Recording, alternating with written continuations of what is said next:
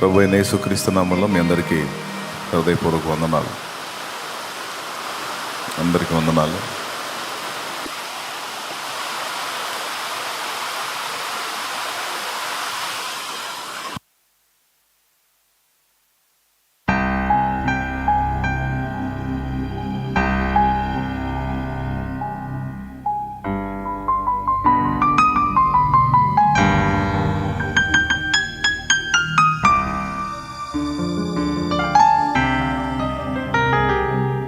Praise the lord. హల్లెలూయా.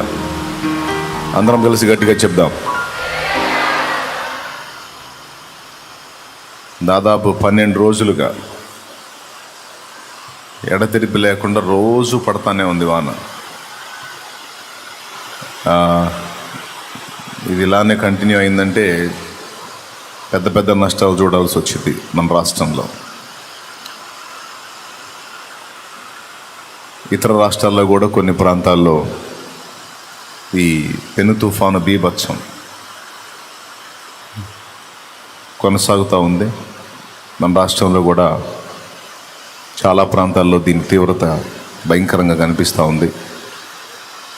ఇప్పటికే చాలామంది రైతులు పంట నష్టపోయారు. చాలా బీభత్సం జరిగే అవకాశం ఉంది మనం దేవుని పాదాలు పట్టుకోపోతే. వర్షాలు లేనిది నాన్న దేవా వర్షం కురిపించు, వాన పంపించని ప్రార్థన చేసిన, తలుపులు తీసిన మనమే తలుపులు వేయాల్సి ఉంది. ప్రార్థన చేసినప్పుడు దేవుడు ఆలకించాడు. ఏలియా ప్రార్థన చేసినప్పుడు దేవుడు వర్షాన్ని ఆగిపోయేటట్టు చేశాడు.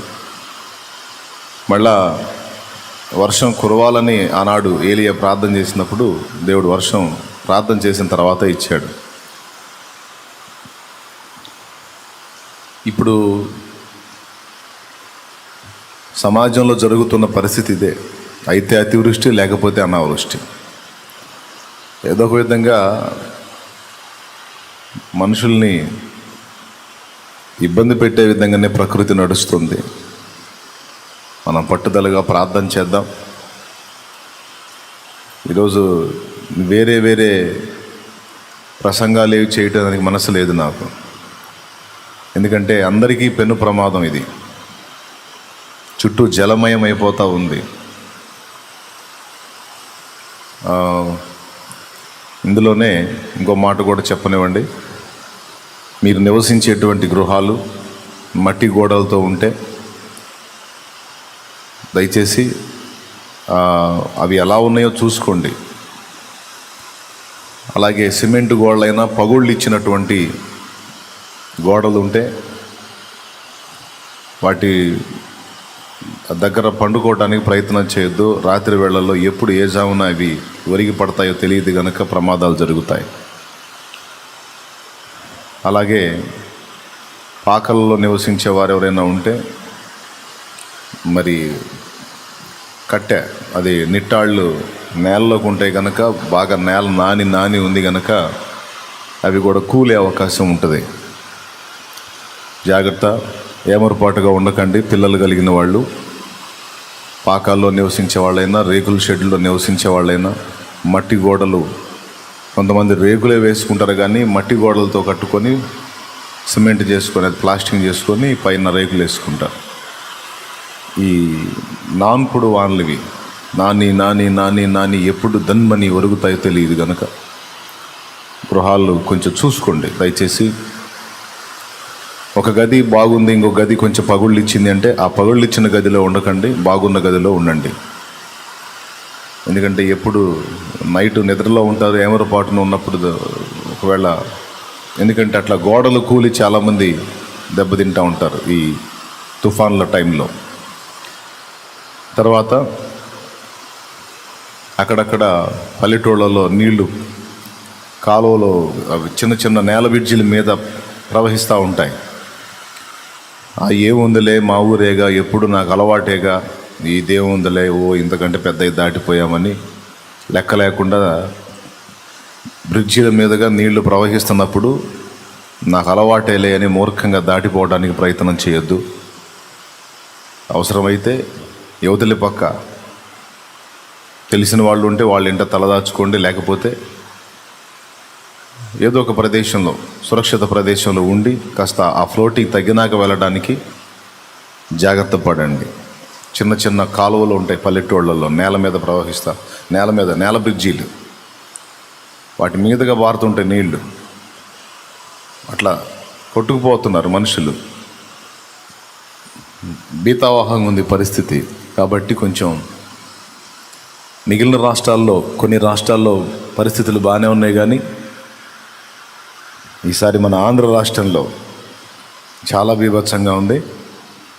మనం ప్రార్థన చేయాలి, విశ్వాసంతో దేవుణ్ణి స్తుతించాలి. అది బజారుల్లో, ఇళ్లల్లో అంత భయానకంగా ఉంటే మరి ఎక్కడ వాళ్ళు తిండి తిప్పలేంటి, నిద్రాహారాలు ఏంటి? మనం ప్రార్థన చేద్దాం. దేవుని వాక్యంలో 2 మాటలు ఉన్నాయి. నెహెమ్యా గ్రంథంలో మనం ఎలా బలపడతామో చెప్పాడు. యెహోవా యందు ఆనందించుట వలన మీరు బలము నొందెదరు అన్నాడు. నెహెమ్యా గ్రంథం అధ్యాయం వచనం చెప్పగలరా? 8:10 కానీ లేదా 10:8 కానీ ఉంటుంది, చూడండి. 8వ అధ్యాయం 10వ వచనం. అది 8వ అధ్యాయము 10వ వచనం కరెక్టే. నెహెమ్యా గ్రంథము 8వ అధ్యాయం 10వ వచనం చూడండి. ఏలయనగా ఈ దినము మన ప్రభువునకు ప్రతిష్ఠితమాయెను. ఈ రోజు మన ప్రభువుకి ప్రతిష్ఠితమైంది. మీరు దుఃఖపడవద్దు. యెహోవా యందు ఆనందించుట వలన మీరు బలమొందుదురు. అది మీరు బలము పొందుతారు అన్నాడు. ఇది మనం బలం పొందడానికి రహస్యం. ఇది మనం బలం పొందడానికి రహస్యం ఏంటంటే దేవుని యందు మనం ఆనందించాలి. మళ్ళీ చెప్పండి, మీరు చెప్పండి. దేవుని యందు మనం ఆనందించాలి. ఇంకోసారి చెప్పండి, దేవుని యందు మనం ఆనందించాలి. అసలు లేదు, సప్పుడు వినపట్ల మీది. అందరు కలిసి ఒక్కసారిగా పెద్దగా చెప్పండి. మరి ఇందాకేమైంది ఈ స్వరాలు?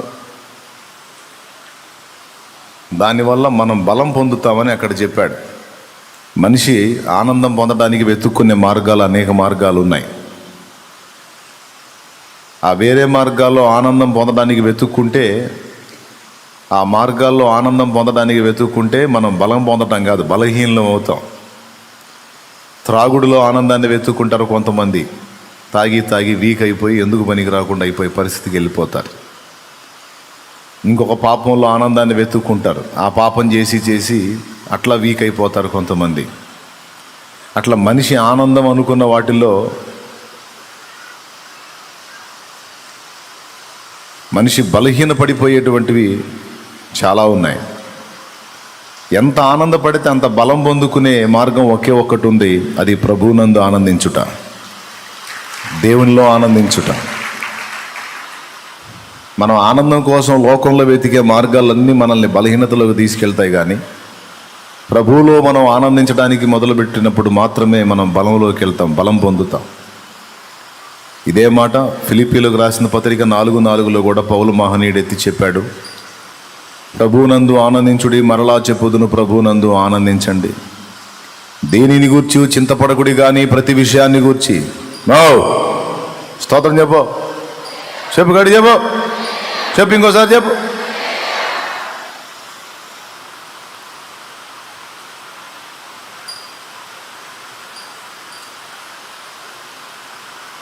పద్మాసనం మీద తపస్సు చేస్తున్నట్టు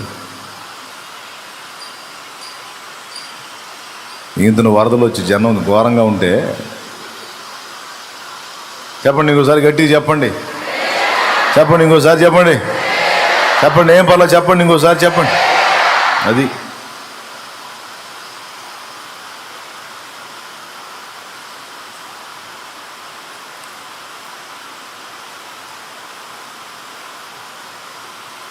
దేనిని గూర్చి చింతపడకుడి, కానీ ప్రతి విషయములోను ప్రార్థనా విజ్ఞాపనముల చేత కృతజ్ఞత పూర్వకముగా మీ విన్నపములు దేవునికి తెలియజేయడి. అది దేవునికి చెప్పండి.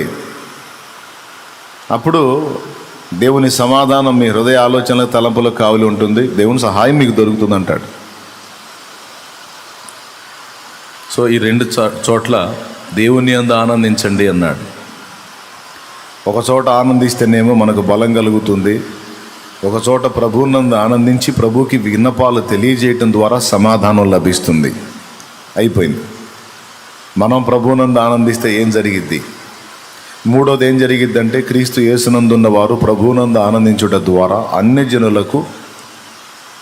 జనులకు ఆశ్చర్యం, విభ్రాంతి కలుగుతుంది. అన్ని జనుల్లో దేవుని నామం మహింపరచబడుతుంది.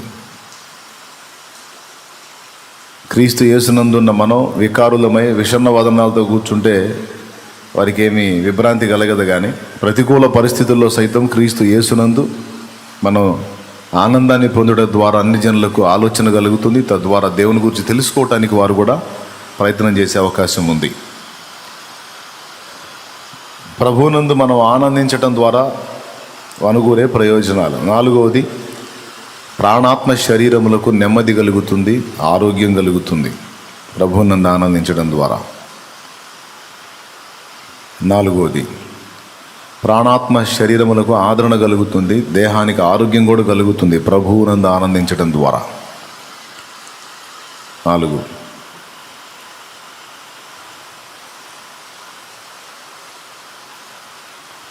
ఐదవది, ప్రభువునందు ఆనందించి ఆయన్ని సన్నుతించుట ద్వారా బంధకాలు తెగిపోతాయి.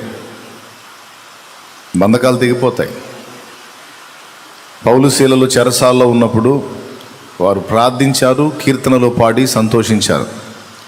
యాకోబు రాసిన పత్రిక 5వ అధ్యాయము 13వ వచనంలో ఇలా రాయబడి ఉంది: మీలో ఎవనికైనాను శ్రమ సంభవించనా అతడు ప్రార్థన చేయవలెను, ఎవనికైనాను సంతోషము కలిగనా అతడు కీర్తనలు పాడవలెను అన్నాడు.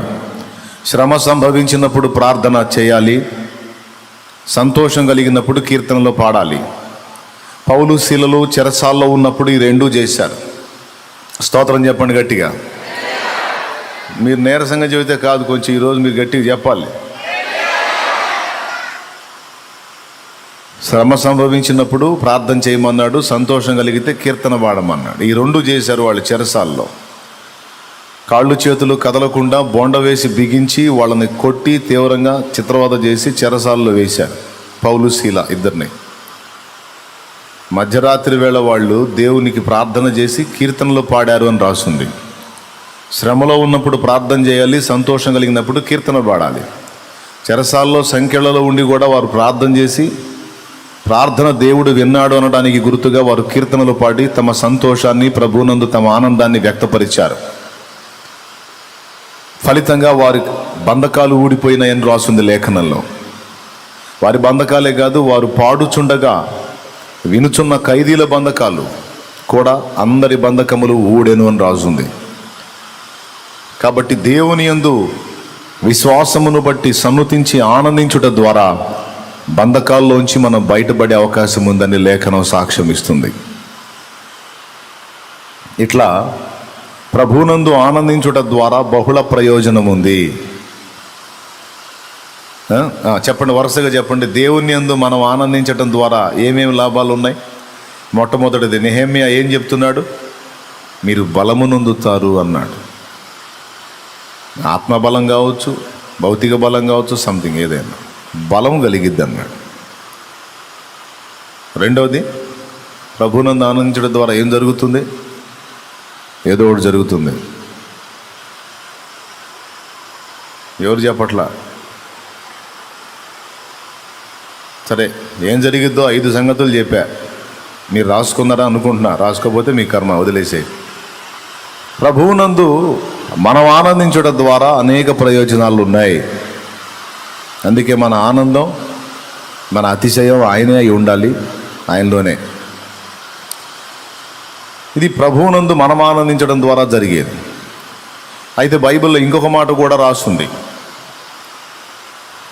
నూను కుమారుడైన యెహోషువ, యెఫున్నె కుమారుడైన కాలేబు ఇద్దరు కనాను దేశాన్ని వేగుజూచి తిరిగి వచ్చినప్పుడు 10 మంది మంచి సమాచారం చెప్తే 10 మంది చెడ్డ సమాచారం చెప్తే ఈ ఇద్దరు మంచి సమాచారం చెప్తారు. మనం వేగు చూడటానికి వెళ్ళిన దేశం తన నివాసులను భక్షించు దేశం. అక్కడ ఆనాకు వంశీకులైన నెఫీలి జాతి మనుషులు చూసాం. ఎంత పొడుగున్నారంటే వాళ్ళ ముందు మేము నిలబడితే మిడతల్లాగున్నాం. మా దృష్టికి మేము మిడతల్లాగున్నాం, వాళ్ళ దృష్టి కూడా మేము మిడతల్లాగానే ఉన్నాం. అంతంత ఎత్తోళ్ళు. వాళ్ళ మీద పోరాడి గెలవాలనేనా, మన వల్ల కాదని 10 మంది అన్నారు. నూను కుమారుడైన యెహోషువ, యెఫున్నె కుమారుడైన కాలేబు మాత్రం ఓ మాట అన్నారు. చూద్దాం త్వరగా. సంఖ్యాకాండము 14వ అధ్యాయం. సంఖ్యాకాండము చెబుతుంది చూడండి, 14వ అధ్యాయము 5 నుంచి 5వ వచనం చదువుతుంది చూడండి. మోషే అహరోనులు ఇశ్రాయేళ్ల సర్వ సంఘము ఎదుట సాగిలపడిరి. ఎందుకంటే వాళ్ళు చెడ్డ సమాచారం చెప్పారు కదా, ప్రజలంతా రివర్స్ అయిపోయారు. పాలు తేనెలు ప్రవహించే దేశం ఇస్తా, పాలు తేనెలు ప్రవహించే దేశం ఇస్తా అని మా గోరీలు గట్టని తీసుకెళ్తున్నావు నువ్వు అక్కడికి. అంతంత పొడుగు మనుషులు ఉన్నారంట, మమ్మల్ని మిడతలతో సమానంగా చూస్తారంట.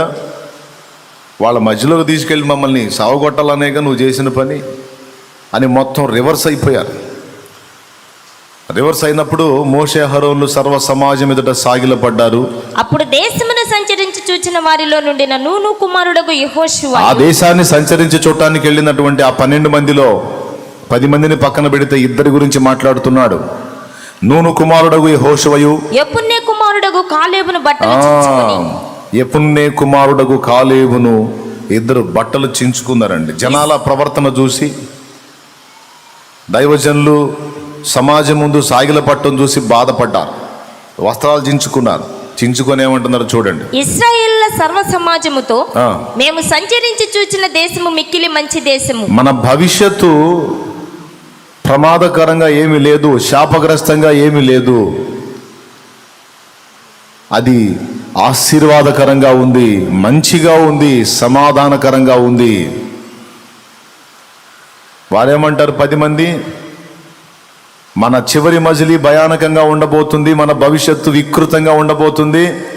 ఎందుకంటే మనం ఏదో అనుకున్నాం, ఏదో జరగబోతుంది, చాలా ప్రమాదకరమైన పరిస్థితుల్లోకి వచ్చామని ఆ 10 మంది అంటే, ఈ 2 వాళ్ళన్న ఆ 10 మంది అన్న మాటకి వ్యతిరేకంగా మాట్లాడుతున్నారు. ఏమంటే మీరు చెప్పండి, 10 మంది నడిచింది దారి అయిద్దా, 2 నడిచింది దారి అయిద్దా? పెద్దగా చెప్పాలి. 10 మంది నడిచిందే దారి అయిద్ది కానీ 2 నడిచింది దారి కాదుగా. అయినా సరే 2 వస్త్రాలు చించుకొని ఈ మాట చెప్తున్నారు.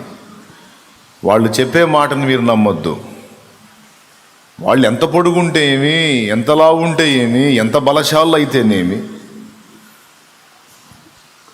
ఇంత దూరం మనల్ని ఎంతో మంది నుంచి కాపాడి మానవ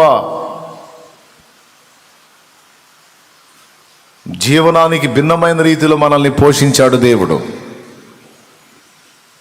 ఎన్నో రీతిలో మనల్ని ఆదుకున్నాడు, ఎన్నో రీతిలో గొప్ప గొప్ప అద్భుతాలు చేసి మనల్ని నడిపించాడు గనక, ఇంతకాలం మనం నడవలేదు, ఆయన నడిపించాడు గనక ఇక ముందు కూడా ఆయనే మనకు తోడై ఉంటాడు, ఆయనే మనకు విజయాన్ని ఇస్తాడు.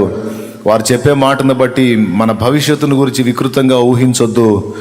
దేవుని యందు విశ్వాసాన్ని బట్టి మన భవిష్యత్తును ఆశీర్వాదకరంగానే తలంచుదాం. దయచేసి మీరు ఏదేదో అనుకోకండి. వారెంతటి బలవంతులైన దేవుని హస్తం మనకు తోడై ఉంటే విజయం మనదే అంటూ అద్భుతమైన మరో మాట అన్నాడు చూడండి. మేము సంచరించి చూసిన దేశము మిక్కిలి మంచి దేశము. మేము సంచరించి చూసిన దేశము మిక్కిలి మంచి దేశము. యెహోవా మన యందు ఆనందించిన ఎడల. అద్దుగో నెహెమ్యా ఏమన్నాడు 8:10లో? యెహోవా యందు ఆనందించుట ద్వారా మనం బలం పొందుతామన్నాడు. ఇక్కడ దేవుడు మన యందు ఆనందిస్తే ఏం జరిగిద్దో చెప్తున్నాడు. కాలేబు యెహోషువ 2. మనం దేవుని యందు ఆనందించటం అనేది ఒకటి ఉంది, దేవుడు మన యందు ఆనందించుట అనేది కూడా ఒకటి ఉంది. దేవుడు మన యందు ఆనందిస్తే ఏం జరిగిద్ది అనే ఒక్క మాటను మనం తీసుకుంటే బోల్డ్ అంత సబ్జెక్ట్ ఉంది ఆ ఒక్క పాయింట్లో. దేవుడు మన యందు ఆనందించాలి. ఆనందిస్తే ఏం జరిగిద్దంటే అక్కడ చెప్పాడు చూడండి, యెహోవా మన యందు ఆనందించిన ఎడల ఆ దేశములో మనల్ని చేర్చి ఆ. దానిని మనకిచ్చు. ఆ దేశములో మనల్ని చేరుస్తాడు, దాన్ని మనకిస్తాడు. అది పాలు తేనెలు ప్రవహించు దేశం. అది వాళ్ళు అప్పటికే చేరారా లేకపోతే భవిష్యత్తులో చేరతారా చెప్పండి. అందరు కలిసి ఒకసారి స్తోత్రం చెప్పండి. ఇంకొకసారి చెప్పాల్సిందే, ఈ ఒక్కరోజు ఏమనుకోవద్దు, ఇంకోసారి చెప్పండి. అది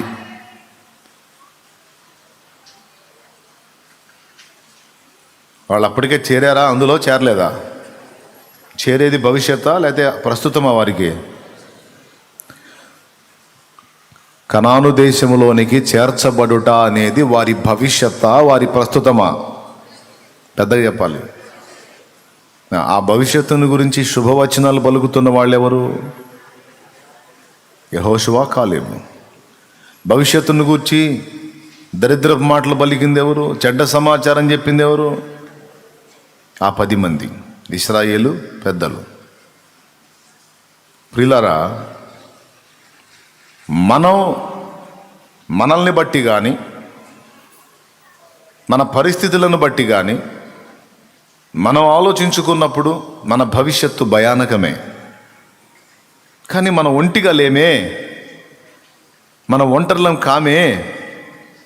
మనకు తోడై ఉండి పక్షిరాజు రెక్కల మీద తన పిల్లల్ని మోసినట్టు మనల్ని మోసి మనల్ని చంకనెత్తుకునే ప్రేమామూర్తి మనకున్నాడు కదా. నమ్మదగిన దేవుడు మనకున్నాడు కదా. ఆయన యందలి విశ్వాసాన్ని బట్టి ఆలోచించండి. ప్రతికూలమైన పరిస్థితులన్నీయు కనుమరుగైపోయేనే, ప్రతి చరణము వెంట పల్లవి ఉన్నట్లే ప్రతి క్షణమున నీవు పలుకరించావు. ప్రతి చరణము వెంట పల్లవి ఉన్నట్లే ప్రతి క్షణమున నీవు పలుకరించావు.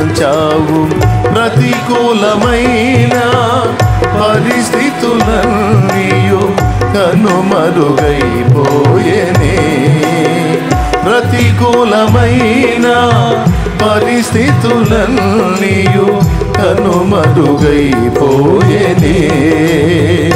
నీ కృప నిత్యముండును, నీ కృప నిత్య జీవము, నీ కృప వివరింప నా తరమా యేసయ్యా. నీ కృప నిత్యముండును, నీ కృప నిత్య జీవము, నీ కృప వివరింప నా తరమా యేసయ్యా. నీతిమంతుల గుడారాలలో వినబడుచున్నది రక్షణ సునాదమో. నీతిమంతుల గుడారాలలో వినబడుచున్నది రక్షణ సంగీత సునాదమో. నీ కృప నిత్యముండును, నీ కృప నిత్య జీవము, నీ కృప వివరింప నా తరమా యేసయ్యా. దేవునికి మహిమ.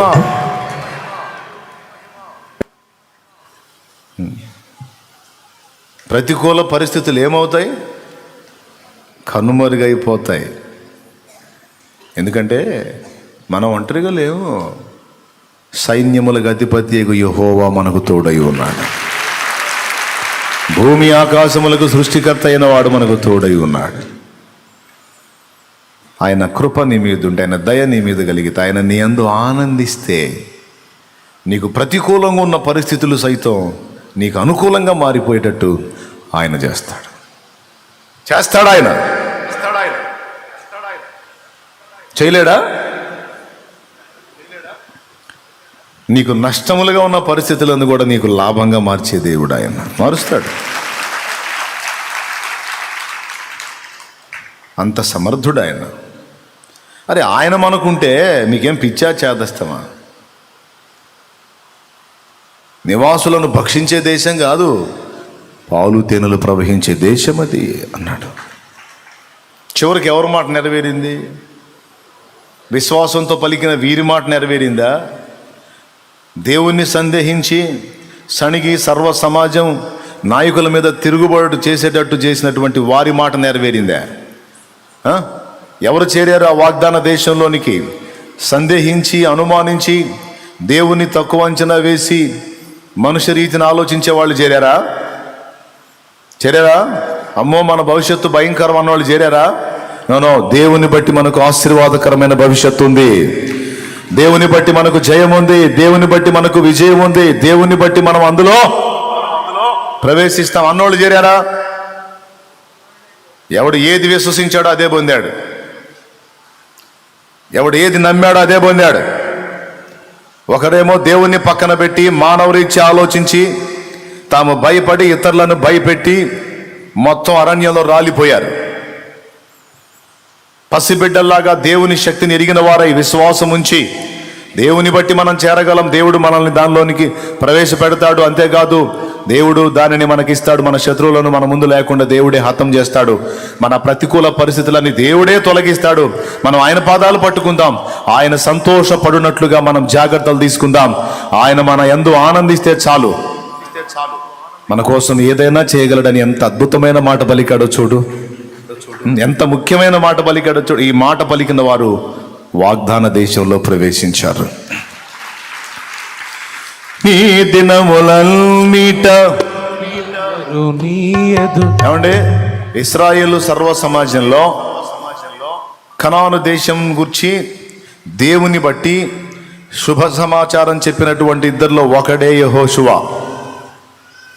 మోషే తర్వాత నాయకుడిగా యెహోషువను దేవుడు నియమించి, ఆ యెహోషువకు సహకారిగా కాలేబునే దేవుడు నియమించి, వాళ్ళిద్దరి నాయకత్వంలో ఇశ్రాయేలు సర్వ సమాజాన్ని వాగ్దత్త దేశానికి చేర్చిన వాడు ప్రభువు. యెహోషువనే వాడుకున్నాడు అందులో చేర్చడానికి వాళ్ళని. ఎందుకంటే అంతమందిలో విశ్వాసాన్ని కనపరిచిన వ్యక్తులు ఇద్దరు, వారిలో ఒకడు యెహోషువ.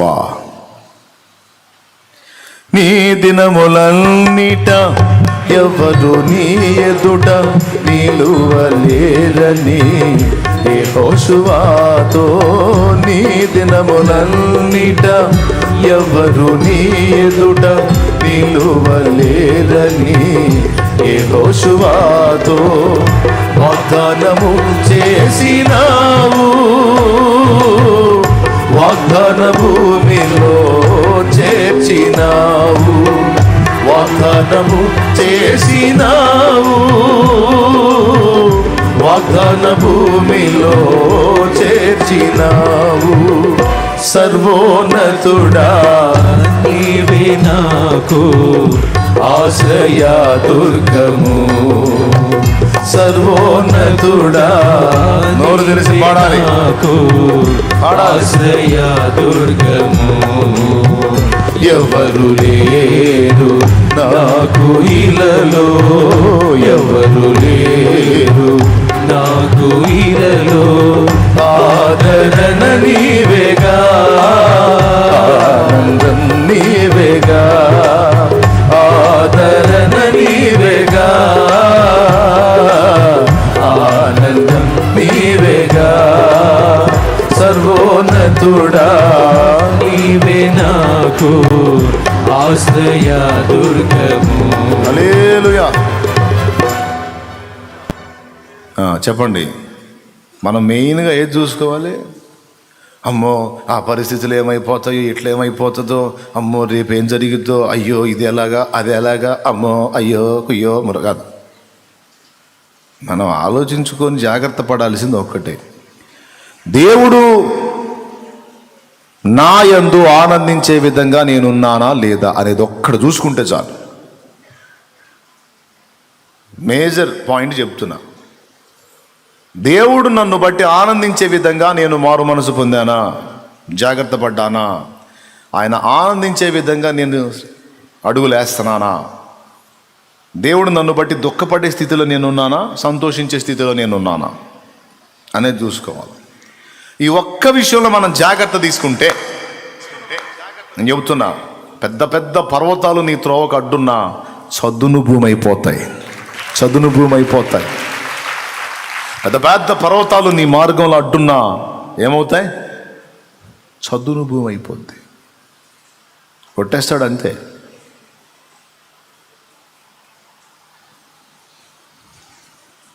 అగాధ లోయలు నీ ముందున్నాయా,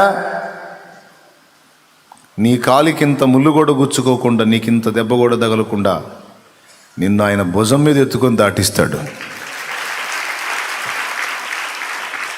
గాఢాంధకారపు లోయలలో నేను సంచరించిన దేనికి భయపడను. గాఢాంధకారపు లోయలలో నేను సంచరించిన దేనికి భయపడను.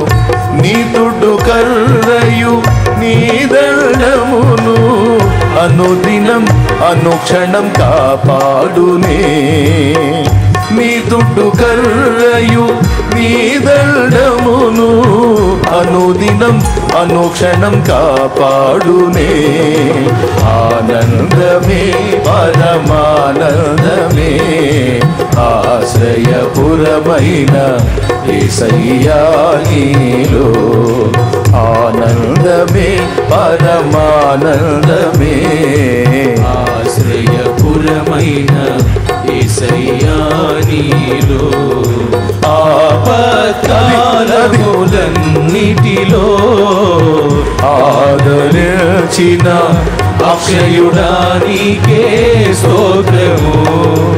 ఆపత్కాలములన్నిటిలో ఆదరించిన అక్షయుడా నీకే స్తోత్రము. ఆనందమే పరమానందమే ఆశ్రయపురమైన యేసయ్యా నీలో. నా శత్రువుల ఎదుటే నీవు నాకు విందును సిద్ధము చేశావు. నా శత్రువుల ఎదుటే నీవు నాకు విందును సిద్ధము చేశావు. నీతో నేను నీ మందిరములో నివాసము చేసేద చిరకాలము. నీతో నేను నీ మందిరములో నివాసము చేసిన చిరకాలములో. ఆనందమే పరమానందమే ఆశ్రయపురమైన యేసయ్యా నీలో. దేవుని స్తోత్రం. ఆనందమే పరమానందమే ఆశ్రయపురమైన అందరూ స్వరాలెత్తి యేసయ్యా నీలో. అది స్తోత్రం. ఆపత్కాలములన్నిటిలో ఆమేన్. ఆదరించిన హల్లెలూయా. అక్షయుడా నీకే స్తోత్రము. ఆపత్కాలములన్నిటిలో ఆదరించిన అక్షయుడా నీకే స్తోత్రము. ఆనందమే పరమానందమే ఆశ్రయపురమైన యేసయ్యా నీలో. హల్లెలూయా. ఆయన ఎలా ఆనందిస్తాడు? ఆయన ఆనందిస్తే ఏం జరిగిద్ది? దేవుడు మన యందు ఆనందిస్తే ఏమేం జరిగిద్ది? రెండు ప్రశ్నలు. ఆయన మన యందు ఆనందిస్తే ఇంకేముంది? ఏం జరిగేది ఏంది? ఏదైనా జరిగింది. మనల్ని బట్టి సృష్టికర్త సంతోషపడితే, మనల్ని బట్టి దేవుడు ఆనందపడే స్థితిలో మనం ఉంటే మనకి ఎదురేంది ఇంకా? ఒక్కసారి ఏదో ఊహించి చెప్పండి, నాకు ఏదన్నా ఉందా? ఎదురుండదు ఇక. ప్రతి విషయంలో తిరుగులేని పరిస్థితిలోకి వెళ్ళిపోతాం. అందుకే క్రీస్తు యేసునందున్న ప్రతి బిడ్డ ప్రభువు సంతోషమును నిరంతరం వెతుకుతూ ఉండాలి. ఇదే రహస్యం. పెద్ద పెద్ద అక్షరాలతో రాసుకోండి, మీ హృదయాల్లో రాసుకోండి, మీ తలకాయల్లో కూడా రాసుకోండి. ఒక్కటే ఒక్క పాయింట్, మేజర్ పాయింట్. నీ ప్రభువు నా ప్రభు, మన ప్రభువు మనల్ని బట్టి సంతోషపడే విధంగా, ఆనందపడే విధంగా మనం అడుగులు వేయగలిగితే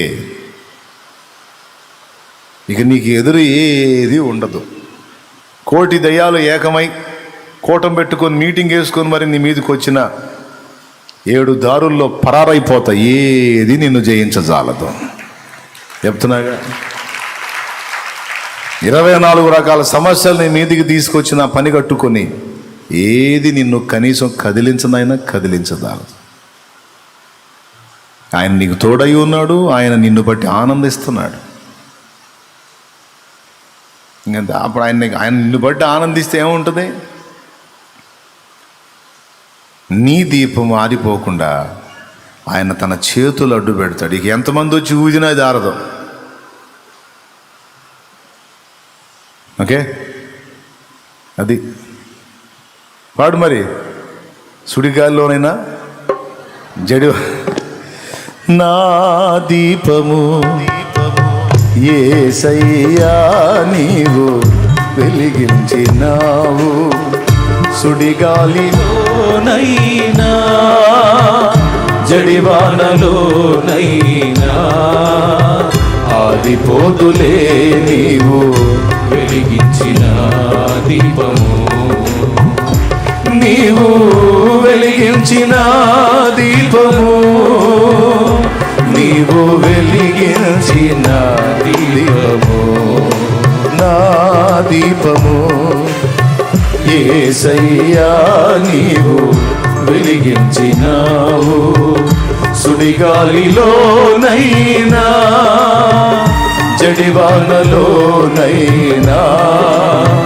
ఆదిపోదులే నీవు వెలిగించిన దీపము, నీవు వెలిగించిన దీపము, నీవు వెలిగించిన దీపము. స్తోత్రం. నీవు వెలిగించిన దీపము. ఎవడు ఆర్పలేడిగా దేదీప్యమానమై వెలుగుతూ ఉంటుంది అది. అయితే ఏం చూసుకోవాలి? ఆయన మన యందు ఆనందించే విధంగా మనం అడుగులు వేసుకోవాలి. ఎప్పటికప్పుడు అదే చూడాలి.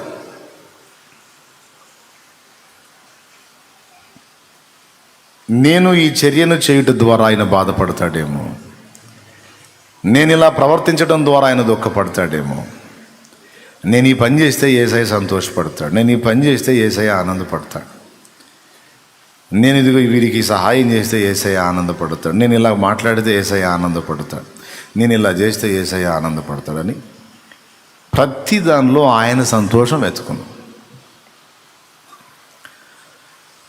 తండ్రిని నిరంతరం సంతోషపెట్టే విధంగా కొడుకు కానీ కుమార్తె కానీ నడుచుకుంటే నీకు ఆ బిడ్డకి ఏదైనా తక్కువ ఉంటుందా? వాడికి కావాల్సినవి ముందుగానే వచ్చేసి ఉంటాయి. ఎందుకంటే ముద్దుల కొడుకు, సంతోషపెట్టే కొడుకు, మరి అని ఏడిపించడిగా వాడు అడుక్కునే పరిస్థితి ఉండదు, నాన్న నాకు ఇది కావాలి అది కావాలని. ఎందుకంటే ఎప్పుడు తండ్రి సంతోషాన్ని కోరుకొని ముందే తండ్రిని ఆనంద పెట్టడానికి ఇష్టపడతాడు కనుక తండ్రిని గురించి ఎప్పుడు ఆలోచన కలిగి ఉన్న ఈ కొడుకు విషయంలో ఇక తండ్రి నిరంతరం ఆలోచన కలిగి ఉంటాడు. మామూలుగా అయితే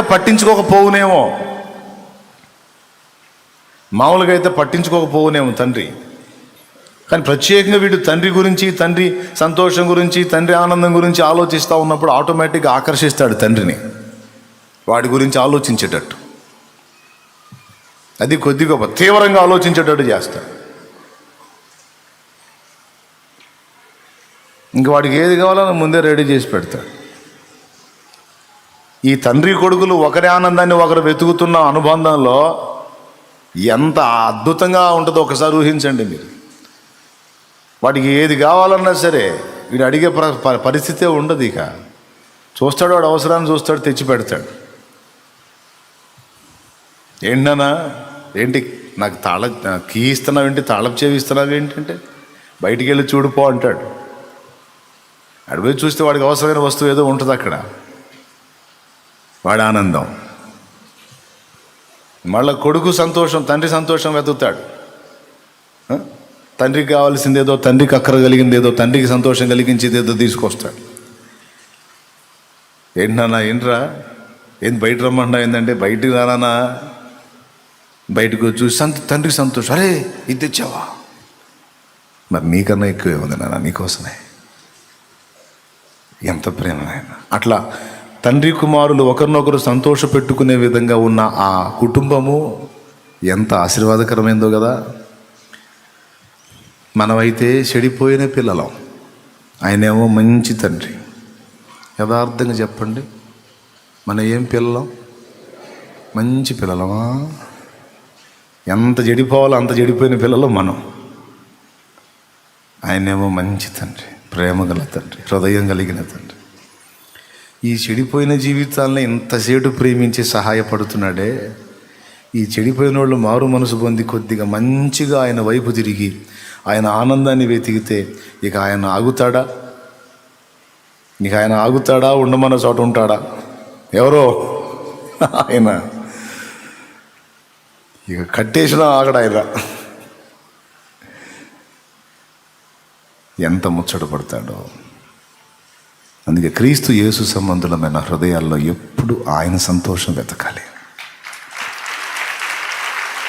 ఆయన సంతోషాన్ని, ఆయన ఆనందాన్ని కోరి, మనకి భౌతికంగా ఆనందాన్ని కలిగించే కొన్ని ఉన్నాయి. ఈ ఆనందాలు అవసరమైతే త్యాగం చేయాలి.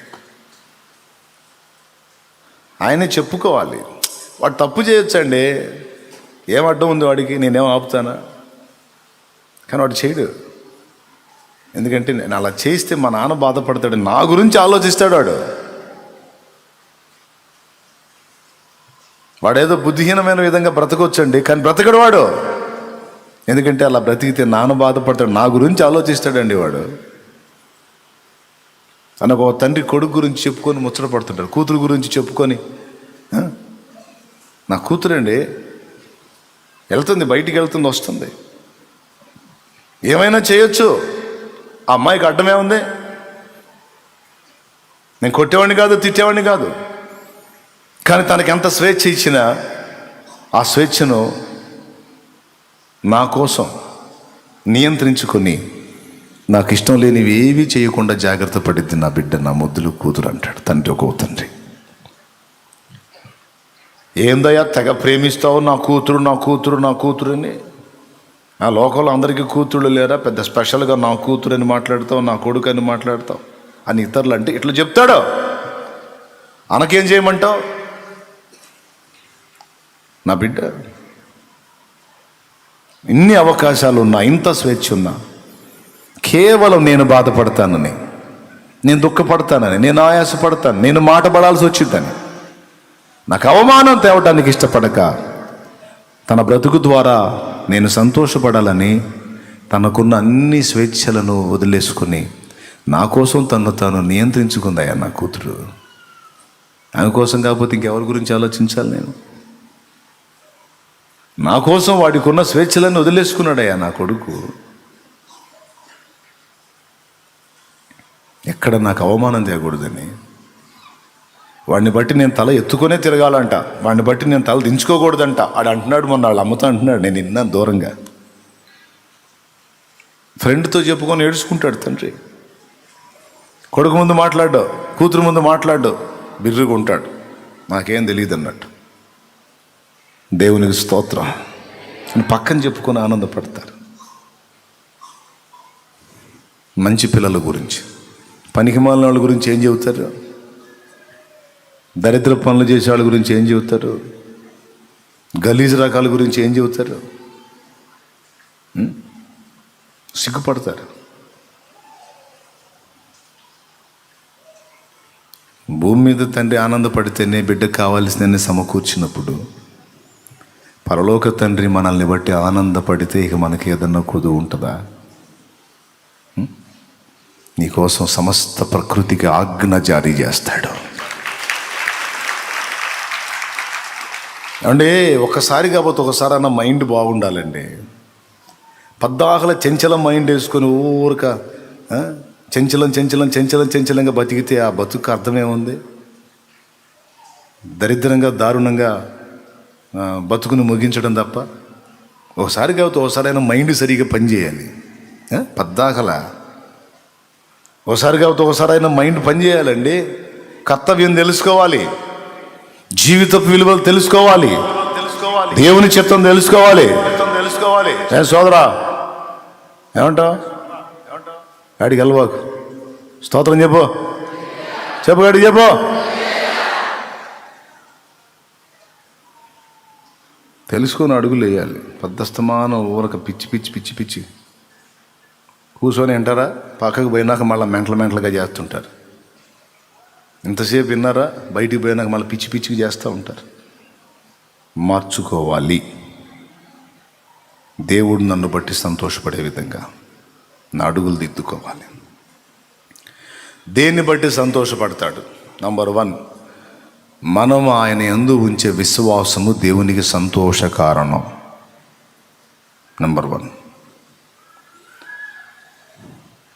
మనం మన శక్తి మీద గాక ఆయన శక్తి మీద ఆధారపడి ఎంతటి దానికైనా చాలిన దేవుడు నాకు తోడై ఉన్నాడు, నేను ఆయన నమ్ముతున్నాను, ఆయన యందు నాకు అచంచల విశ్వాసం ఉంది, నాకు భయము లేదు, నా విషయంలో ఆయన దృష్టిని నిలిపున్నాడు, శ్రద్ధ కలిగి ఉన్నాడు, ఆయన నా జీవితాన్ని తన చేతుల్లోకి తీసుకొని ఉన్నాడు, ఆయనను బట్టి నేను ఆశీర్వాద కారణంగా ఉంటాను అని మనం ఆయన ప్రతి కార్యాన్ని బట్టి మనం ఆయన యందు విశ్వాసం ఉంచుట ద్వారా ఆయన సంతోషిస్తాడు. మొదటిది ఆనందపడతాడు. రెండవది, నేను ఒక కీర్తన పాడతాను, అది ఎక్కడుందో బైబిల్లో తీయాలి. గుర్రముల నరులందలి బలమునానందించడు, గుర్రముల నరులందలి బలమునానందించడు, కృపను వేడు వారిలో సంతసించువాడని, కృపను వేడు వారిలో సంతసించువాడని, దేవునికి స్తోత్రము గానము చేయుటయే మంచిది, మనమందరము స్తుతి గానము చేయుటయే మంచిది, దేవునికి స్తోత్రము గానము చేయుటయే మంచిది, మనమందరము స్తుతి గానము చేయుటయే మంచిది.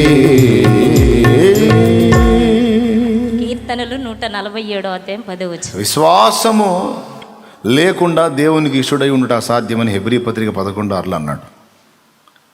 అంటే విశ్వాసం ఉంచిన వాడు దేవునికి ఇష్టడైపోతాడు. విశ్వాసం ఉంచిన వాడిని బట్టి దేవుడు ఆనందిస్తాడు. నంబర్ 1 హెబ్రీ 11:6 చెప్పాను. ఇప్పుడు చెల్లి కీర్తన చదువుతుంది చూడండి, అదేదో కీర్తన, అదేదో వచనం, మరి 147:10 అదంట 147 అంట 10 అంట. గుర్రముల నరులందలి,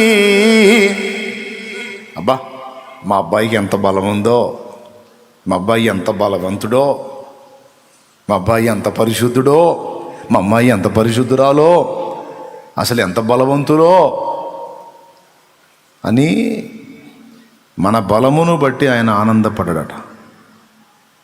మరి దేన్ని బట్టి ఆనందపడతాడంటే తన కృపను వేడుకుంటారు చూడండి ప్రతిసారి. కొంతమంది హృదయాల్లోనేమో ఒక రకమైన గర్వం ఉంటుంది. ఏం గర్వం తెలుసా? అందరికంటే నేను బాగున్నాను, అందరికంటే నేను నీతిగా ఉన్నాను, అందరికంటే నేను పరిశుద్ధంగా ఉన్నాను, ఎట్టబడితే అట్ట బతకలా, ఎట్టబడితే అట్ట బతకలా, అందరికంటే యోగ్యంగా నేను దేవుని ముందు బతికాను అని కొంతమంది లోపల ఫీల్ అవుతారు. కొంతమంది నిజంగా అలా బ్రతుకుతూ కూడా దేవుని సంతోషపెట్టే విధంగా జీవిస్తూ కూడా దేవుని ముందుకు వెళ్ళి ఏమంటారు తెలుసా? నాకు తెలిసినంత మేర కాస్త నీవు సంతోషపడాలని కొంచెం జాగ్రత్తగా బతుకుతున్నాను, అయినా ఎక్కడో చోట ఏదో సందర్భంలో తెలిసి తెలియక పాపము చేసి నిన్ను బాధపెట్టు బిడ్డల్లో ఒక్కతనై ఉన్నాను ప్రభు. ఎక్కడో చోట నిన్ను ఇబ్బంది పెట్టుంటాను, ఎక్కడో చోట నీవు ఆయాసపడే పాపము నా వల్ల జరిగి ఉండొచ్చు. దయచేసి నన్ను క్షమించు నాయనా. నిన్ను బాధ పెట్టిన ప్రతి ఘట్టాన్ని బట్టి నన్ను మన్నించు. కృపతో నన్ను జ్ఞాపకం చేసుకో.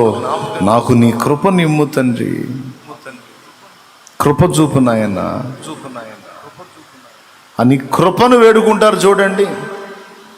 తన్ను తాను యోగ్యుడు అనుకున్న వాడేమో కృపను అడగడు.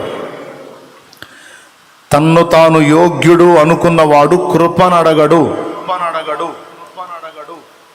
తన్ను తాను అయోగ్యుడు అనుకున్నవాడే కృపను ఆశ్రయిస్తాడు. కొంతమంది భక్తిపరులు దేవుని ముందు యథార్థంగా జీవిస్తూనే తమ జీవితాన్ని బట్టి అతిశయించరు. దేవుని దగ్గరికి వెళ్ళిన ప్రతిసారి కూడా మోకాళ్ళ మీదకి వెళ్ళిపోయి, నేను నీకు అర్హమైన పాత్రను గాను ప్రభు, నా చర్యలలో ఎక్కడో చోట నేను గాయపరిచి ఉంటాను, నా యందు కనికరపడి నాకు కృపతో జ్ఞాపకం చేసుకో, నాకు కృపనిమ్ము నాయన. కృప చూపకపోతే అసలు నీ ముందు నిలవలేను ప్రభువా, నా ఎడల నీ కృప చూపు అని కృపను వేడుకుని కృపలో నిలవడానికి ఇష్టపడే వారి యందు ఆయన ఆనందపడతాడని రాసుంది. అక్కడ రాసుంది, నాకు తెలియదు, చూడు. గుర్రముల బలమునందు ఆయన సంతోషించడు, నరుల కాలి సత్తువయందు ఆయన ఆనందించడు. గుర్రముల బలమునందు ఆయన సంతోషించడు, నరుల కాలి సత్తువయందు ఆయన ఆనందించడు. తన యందు భయభక్తులు గల వారి యందు, తన కృప కొరకు కనిపెట్టు వారి యందు యెహోవా ఆనందించువాడై ఉన్నాడు. 2 మాటలు చెప్పాడు. తన యందు భయభక్తులు గలవారి యందు, తన కృప కొరకు కనిపెట్టు వారి యందు యెహోవా ఆనందించువాడై ఉన్నాడు. ఆనందిస్తే ఏం జరిగిద్ది అంటే ఒకటే మాట చెప్పేశాడు యెహోషువ, శత్రు గౌనిని స్వాధీనపరుస్తాడు, పాలు తేనెలు ప్రవహించు దేశమందు మనల్ని చేరుస్తాడు. ఆయన మన యందు ఆనందిస్తే మనకి గొప్ప పర్వతాలు సైతం చదును భూమి అయిపోతాయి, మన ఎదుట ఏది నిలవదు.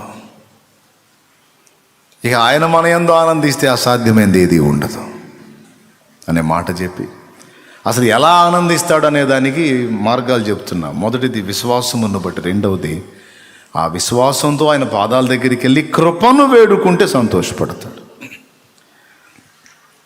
ఓవర్ యాక్షన్ చేయకుండా పరిసయుల్లాగా, ప్రభా నేను ఆ శంకర్లాగా అడ్డదిడ్డంగా బతకలేదు, ప్రభా నేను ఆ శంకర్లాగా డబ్బులు వసూలు చేయలేదు, ప్రభా నేను ఆ శంకర్లాగా ప్రార్థన చేయకుండా తిండి తినలేదు, ప్రభా నేను ఆ శంకర్లాగా ఉపవాసం లేకుండా లేను, ప్రభా నేను ఆ శంకర్లాగా దశంభాగాలు తీయకుండా లేను. నేను దశంభాగాలు తీశాను, ఉపవాసాలు ఉన్నాను, చేతులు కడుక్కొని భోజనం చేశాను, రోజుకు 5 సార్లు ప్రార్థన చేశాను, పరిశుద్ధంగా ఉన్నాను అని వాడి యోగ్యతల లిస్ట్ అంతా చదువుతున్నాడు మందిరంలోకి పోయి. ఒకడు పరిసయుడు అంటే తనకు తాను పరిశుద్ధుడు అనుకునేవాడు. శుంకరు వచ్చేమో దేవాలయంలోకి వెళ్ళకుండా ఆ మెట్లు ఎక్కడానికి కూడా భయపడి వెలపట నిలబడి ఆకాశం వైపు దేవుని వైపు చూడటానికి కూడా మొహం చెల్లక రొమ్ము కొట్టుకుంటూ దేవుని ముందుకు వచ్చి, దేవా నేను దోషిని ప్రభువా అని ఏడుస్తున్నాడు అంట. నీ వైపు చూడటానికి ధైర్యం చాలదు, నీ మందిరంలో ప్రవేశించడానికి అర్హత లేని వాడిని ప్రభువా అని. మరి అట్టంటప్పుడు ఎందుకు రావాలి మందిరం దగ్గరికి? కొంతమంది తెలివైన వాళ్ళు ఉంటారు, మంచి జ్ఞానవంతులు, భక్తిపరులు ఉంటారు. నేను పాపం చేశానులే అన్నయ్య, నేను రాకూడదు అంటారు. మరి పాపం చేసి దేవుని దగ్గరికి రాకూడదు అన్నా, మరి ఆడికి పోతా? ఇప్పుడు వానకు బాగా బారుతున్నాయి వాగులు, పోయి దూకుతావా? దేవునికి స్తోత్రం.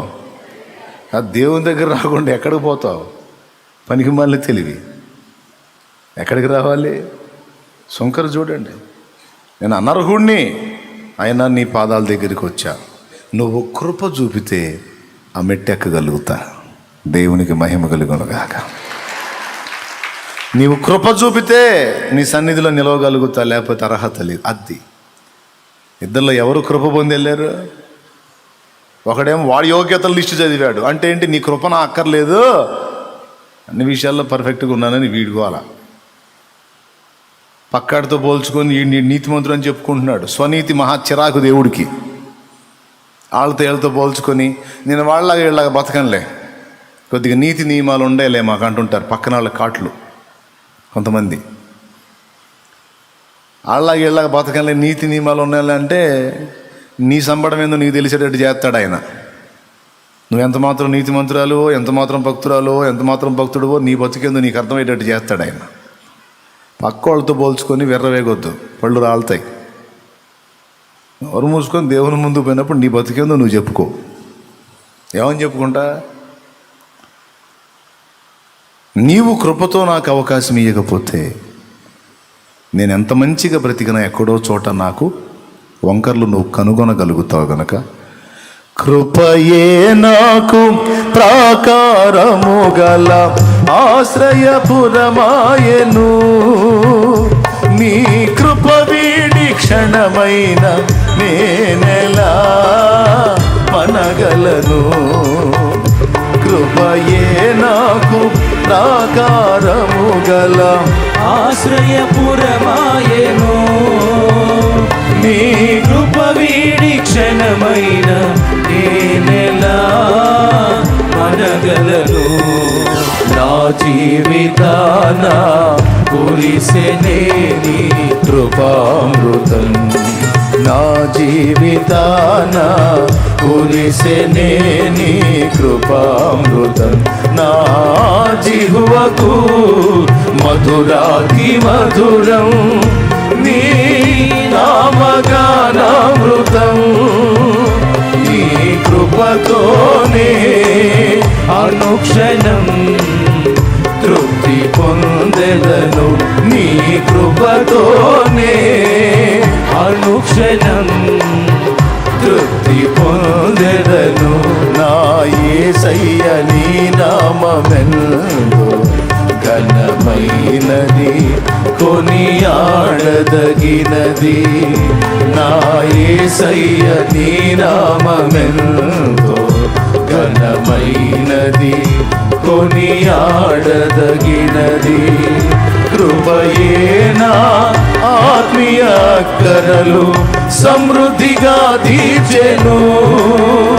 నీ మహదైశ్వర్యము ఎన్నటికీ తరగనిది.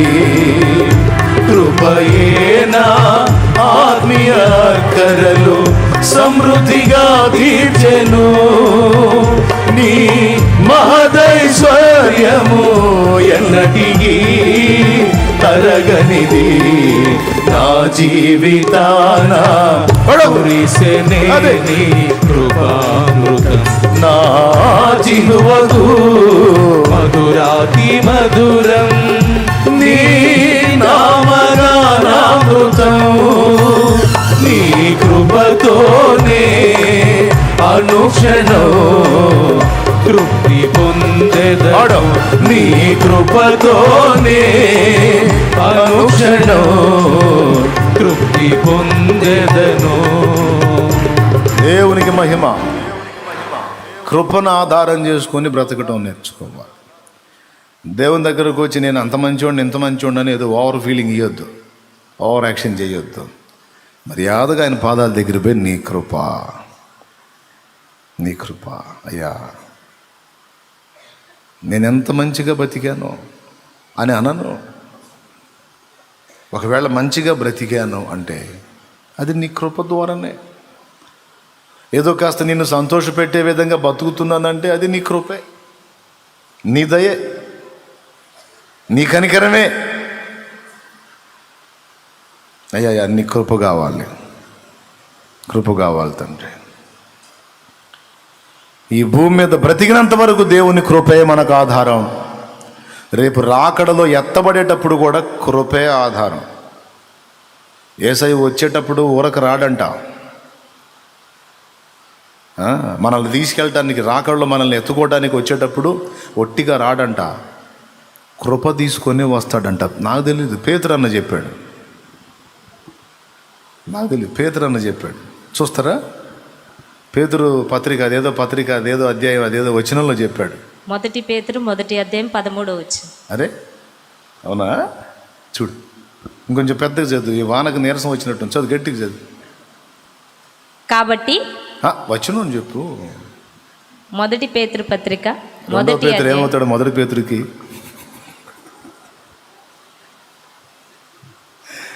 1 పేతురుకి 2 పేతురు ఏమవుతాడు? పేతురు రాసిన 1 పత్రిక. ఇప్పుడు చదువు. కాబట్టి మీ మనస్సు అను నడుము కట్టుకొని. కాబట్టి పేతురు రాసిన 1 పత్రిక 1 అధ్యాయము 13 వచనం. చూడండి, జాగ్రత్తగా వినండి ఆ మాట. కాబట్టి మీ మనస్సును నడుము కట్టుకుని నిబ్బరమైన బుద్ధి గలవారై యేసుక్రీస్తు ప్రత్యక్షమైనప్పుడు మీకు తేబడు కృప విషయమై సంపూర్ణ నిరీక్షణ కలిగి ఉండుడి. అబ్బా, దేవునికి స్తోత్రం కలుగును గాక.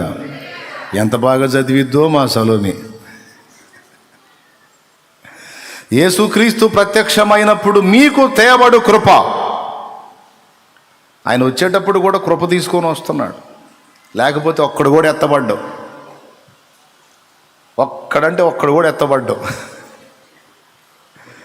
ఒక్క సమాధి కూడా తెరవబడదు.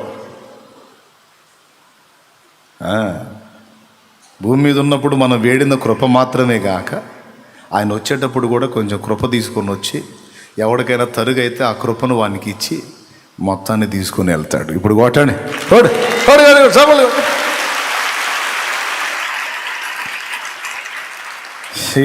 అక్కడికి చేరితే ఈ వరదల గోల ఉండదు, ఈ కరువు గోల ఉండదు, ఈ పంట గోల ఉండదు, ఇంకో గోల ఉండదు. చాలా తొందరగా వెళ్ళిపోవాలనిపిస్తుంది, కానీ సేవ చేయాలి కాబట్టి ఉండాల్సి వచ్చింది.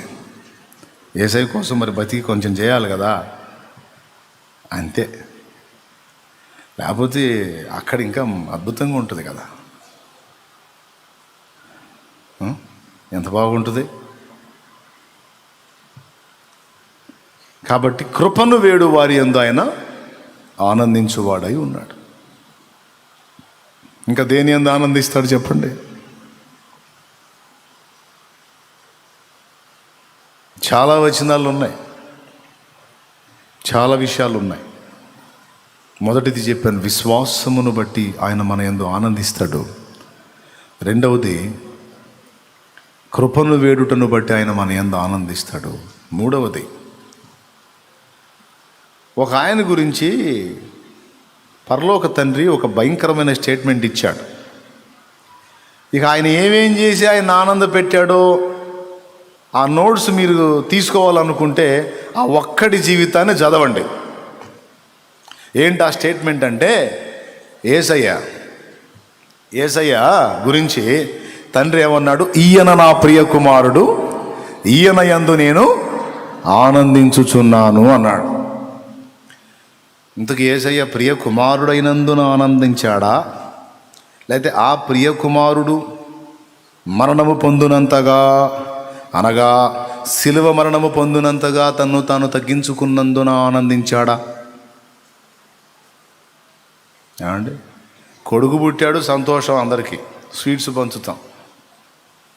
అబ్బాయి పుట్టాడురా, పెద్ద అయిన తర్వాత ప్యాకెట్ రాయడాడు అనుకో, పంచిన స్వీట్లన్నీ విషం అయిపోతాయి. అబ్బాయి పుట్టాడు, అందరూ ఇగిలిస్తారు, అబ్బాయి పుట్టాడా అని. అమ్మాయి పుడితే అమ్మాయా, అబ్బాయి పుడితే చెప్పేవాడికి ఆనందమే, వినేవాళ్ళకి కూడా ఆనందమే. ఇది పెద్ద అయిన గాలుడైతే, పనికిమాలినోడైతే, పుట్టినప్పుడు స్వీట్స్ పంచిన గుర్తు చేసుకొని, తండ్రి ఈ దరిద్రుడు పుట్టినప్పుడు సంతోషపడి పండగ చేశా ఈ దరిద్రుడి కోసం, ఎందుకు అని బాధపడతాడు. బాబు పుట్టగానే ఆనందం కాదు, పుట్టినవాడు ప్రయోజకుడైనప్పుడు, తండ్రి నామానికి మహిమ తెచ్చినప్పుడు యేసయ్య అది చేశాడు. మీరు బహుగా ఫలించుట వలన పరలోకమందున నా తండ్రి మహిమపరచబడును. మనము మంచి ఫలము, మారు మనసుకు తగిన ఫలము, తగిన జీవితాన్ని కలిగి ఉండుట ద్వారా మనల్ని బట్టి ఆయన నామానికి మహిమ వచ్చింది. ఆయన నామానికి మహిమ తెచ్చే విధమైన జీవితాన్ని జీవించడానికి మనం తహతహలాడినప్పుడు యేసయ్యలో చూస్తాం. అది తన సమస్త చర్యల ద్వారా తండ్రిని మహిమపరచుటయే తన జీవిత లక్ష్యం అనుకున్నాడు. నేను నా మహిమను వెతకువాడను కాను, నన్ను పంపిన వాని మహిమను వెతుకుచున్నాను అన్నాడు. నేను నా చిత్తము నెరవేర్చుకున్నటకు రాలేదు, నన్ను పంపిన వాని చిత్తము నెరవేర్చుటకు చితిని అన్నాడు. స్వీయ మహిమను వెతకక మనల్ని పిలిచిన వాణ్ణి, మనల్ని పంపిన వాణ్ణి, రక్తమిచ్చి మనల్ని విమోచించిన వాణ్ణి, మన కోసం ఆయన అద్వితీయ కుమారుని పణంగా పెట్టిన తండ్రిని మహిమపరచడానికి బ్రతికినప్పుడు దాన్ని బట్టి ఆనందపడతాడు. అయిపోయింది, తొందరగా చెప్పాలి. ఏంటి మూడోది? ఆయన మహిమను వెతికిన వారి విషయంలో ఆయన ఆనందపడతాడు. నా దేవుని నామం మహిమపరచబడాలి, నా యేసయ్య నామం ఊరేగింపబడాలి, నా పరలోక తండ్రి నా జీవితం ద్వారా ఘనపరచబడాలి, మహిమపరచబడాలి. మత్తయి సువార్తలో మత్తయ్య గారు చెప్పాడు. ఎవరు? మత్తయ్య గారా మెత్తయ్య గారా? మత్తయ్య గారు చెప్పాడు. ఎన్నో అధ్యాయం చెప్పాడు? 5వ అధ్యాయంలో చెప్పాడు. వచ్చిన మీరే వెతుక్కోండి. జనులు కనపడలేదా? 11వ చదువు. నా నిమిత్తము జనులు మిమ్మును నిందించి హింసించి 12వ వచనం నుంచి చదువు. సంతోషించుడి. 13 చదువు. మీరు లోకమునకు ఉప్పై ఉన్నారు. 14 చదువు. మీరు లోకమునకు వెలుగై ఉన్నారు. అక్కడ నుంచి చదువు. కొండ మీద నుండి పట్టణము మరుగై ఉండనేరదు. మనుషులు దీపము వెలిగించి కుంచము క్రింద పెట్టరు గాని అది ఇంట నుండి వారందరికీ వెలిగించుటకై దీపస్తంభము మీదనే పెట్టుదురు. అది మనుషులు మీ సత్క్రియలను చూచి, మనుషులు మీ పనికిమాలిన పనులు చూసి అల్లా ఏమన్నాడు? సత్క్రియ, మంచి క్రియ, మంచి పనులు. మనుషులు మీ సత్క్రియలు చూచి పరలోకమందున్న మీ తండ్రిని మహిమపరచునట్లు వారి ఎదుట మీ వెలుగు ప్రకాశింపనీయుడి. వారి ఎదుట ఒక వెలుగు వెలగండర్రా అన్నాడు ఆయన.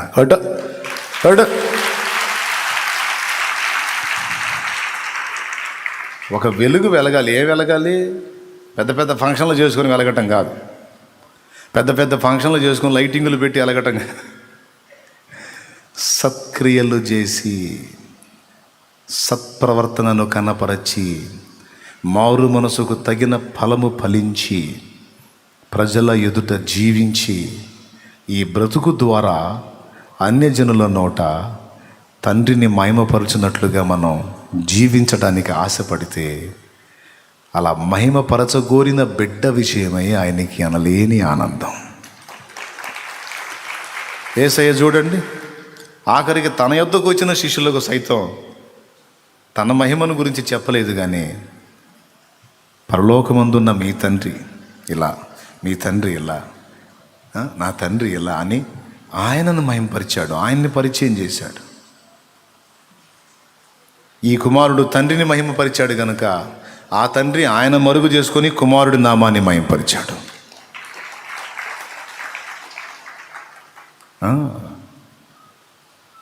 ఈయన నా ప్రియ కుమారుడు. తన స్వీయ మహిమ వెతికే రకం కాదు. తనకు మహిమ వచ్చిన ఆ మహిమను తిరస్కరించి నా వైపుకు ఆపాదించగలిగిన అద్భుతమైన కుమారుడు. తాను దేవుడై ఉండి కూడా నరుడై వచ్చినందున ఒక నరుడి వలె తను తాను తగ్గించుకున్నాడు. దేవునికి స్తోత్రం కలుగును గాక. హల్లెలూయా. ఓకే, ఇప్పుడు ఎన్ని ఆనందాలు వచ్చినాయి ఆయనను మహిమపరచుటను బట్టి. ఎట్లా మహిమ వచ్చింది? పరలోకముందున్న తండ్రికి మహిమ ఎట్లా వచ్చిందండి? బయట పాపాలు చేసి చర్చిలోకి వచ్చి పాటలు పాడితే వచ్చిందా? బయట అడ్డదిడ్డంగా బతికి ఎట్టబడితే టూరేగి చండాలం పనులన్నీ చేసి అన్ని జనుల మధ్య దరిద్రపు సాక్ష్యం తెచ్చి చర్చికి వచ్చి హల్లెలూయా స్తుతి మహిమ ఎల్లప్పుడు దేవునికి చెద్దమే అంటే వచ్చిందా? నోరు ముయ్యరా అంటాడు ఆయన. లేదులే ప్రభా, మహిమ పరుస్తా ప్రభా అంటూ. ఎవడికి కావాలరా నీ మహిమ? అన్ని జనుల మధ్య నిన్ను బట్టి నా నామం దూషణ పాలవుతుంది, నింద పాలవుతుంది, విమర్శ పాలవుతుంది. ప్రజల ఎదుట నిన్ను బట్టి నా నామమునకు అవమానం కలిగింది, మహిమగా. బయటేమో నీవు నా నామమును దూషణ పాలు చేస్తావు, చర్చిలోకి వచ్చేమో హల్లెలూయా స్తుతి మహిమ అంట. ఎవడికి కావాలి నీ మహిమ?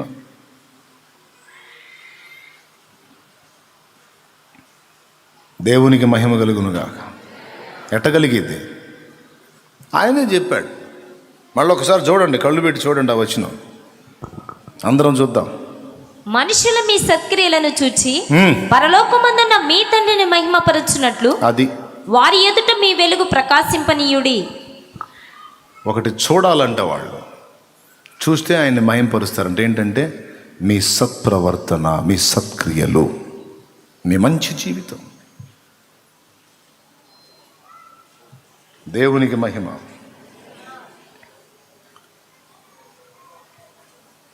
నాలుగవది, నేను నా చిత్తము నెరవేర్చుకున్నటకు రాలేదు, నన్ను పంపిన వాని చిత్తము నెరవేర్చుకున్నటకు వచ్చి తిని. స్వచిత్తమును పక్కన పెట్టేసి దేవుని చిత్తము కోసం ఆలోచన చేసే బిడ్డ యందు ఆయన ఆనందపడతాడు. ఏమండి, నా దగ్గరికి 2 రకాల మనుషులు వస్తారు. 2 రకాల మనుషులు. ఒకళ్ళేమో శరీరమును బట్టి వచ్చేవాళ్ళు, ఒకరేమో దేవుని ఆత్మ ద్వారా వచ్చేవాళ్ళు. 2 రకాల మనుషులు. ఒకళ్ళు నా దగ్గరికి వచ్చి అంటారు, మా అమ్మాయి సంగతి ఇట్ట, మా అబ్బాయి సంగతి ఇట్ట, మా కూతురు సంగతి ఇట్ట, కోడల సంగతి ఇట్ట, మా మనవడి సంగతి ఇట్ట, మనవరాల సంగతి ఇట్ట అని చెప్తారు నా దగ్గరికి వచ్చి. వాళ్ళ కోసం ప్రార్థన చేయ్యా. అబ్బాయి ఇల్లు మొదలు పెట్టాడయ్యా, దేవుడు కృపలో 3 స్టేర్లు వేస్తున్నాడయ్యా, స్లాబులు వేసుకున్నాడయ్యా, మొత్తం కంప్లీట్ కావాలయ్యా పని అయ్యా, ప్రార్థన చెయ్యయ్యా.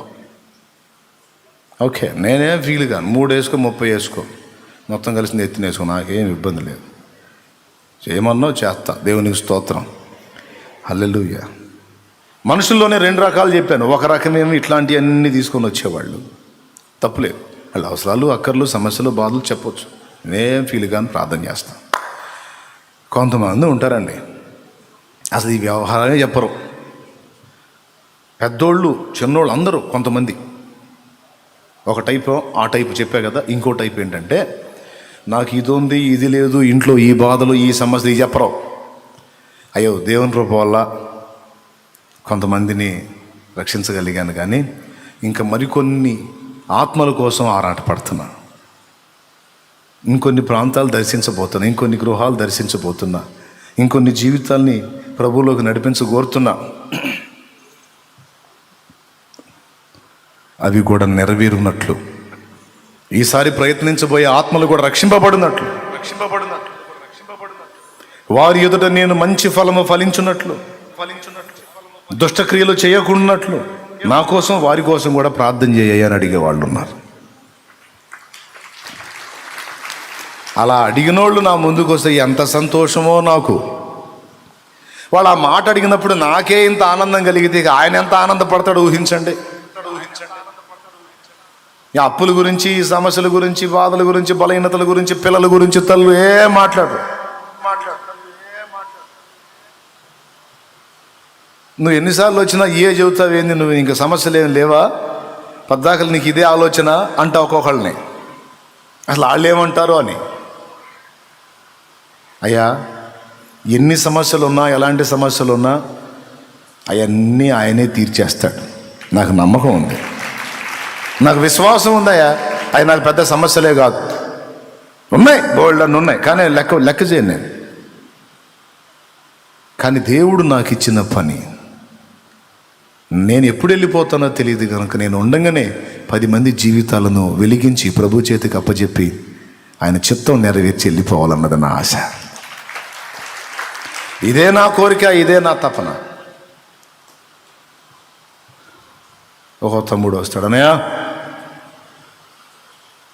నేను దేవుని పని చేయాలి, కొన్ని ఆత్మల్ని క్రీస్తు కొరకు సంపాదించాను, ఒక పక్క జాబ్ చేసుకుంటున్నాను, ఒక పక్క వ్యాపారం చేసుకుంటున్నాను, పని చేసుకుంటున్నాను, మరో పక్క ఆత్మల కొరకు భారం కలిగి పరిగెత్తుతున్నా. ఇంకా దేవుడు నా కృపనివ్వాలి. ప్రభు మహిమార్థమై సువార్త విస్తరణ కొరకు, అనే జనుల రక్షణ కొరకు, ఆత్మల రక్షణ కొరకు జరుగుతున్న పరిచర్యలో నేను తగినంత తోడ్పాటు అందించాలి. నేను వెళ్ళి ప్రకటించడమే కాదు, నేను ఇంకా ప్రకటించే వారికి చేయూతనివ్వాలి. ఆర్థికంగా నేను దీవించబడాలి. ఎందుకో తెలుసా? నేను మేడ మీద మిద్దె కట్టడానికి కాదు, ప్రభు పనిలో ధారాళంగా నేను నా చేతులు చాపి దేవుని పనికి నేను ముందు తీసుకెళ్ళాలి. దానికి ఆర్థికపరమైన తోడ్పాటు నేను అందించినట్లు నా చేతులు దీవించబడాలని ప్రార్థన చేయమని అడిగేవాళ్ళు. వారిని బట్టి సంతోషిస్తా. నేనే ఆనందపడితే ఆయన మరి ఎక్కువగా ఆనందపడతాడు. పంపిన వాని చిత్తము నన్ను ఎందుకు పుట్టించాడని అనుకోవద్దు. ఏదో పుట్టాను, బతుకుతున్నా, తింటున్నా, అయిపోతుంది అనుకోవటం కాదు. ఇంతమంది మనుషులు ఉంటే మనుషులు లేకనా నన్ను పుట్టించాడు? మగవాళ్ళు లేకనా నన్ను ఒక మగాడిగా పుట్టించాడు? స్త్రీలు లేకనా నన్ను ఒక స్త్రీగా పుట్టించాడు? అసలు ఎందుకు పుట్టించాడు? ఏం ఆశించాడు నా నుంచి? ఆయన అనుకోకుండా, ఆయన కోరుకోకుండా, ఆయన జోక్యం చేసుకోకుండా, ఆయన నిర్మించకుండా నేను వచ్చానా? రాలేదే.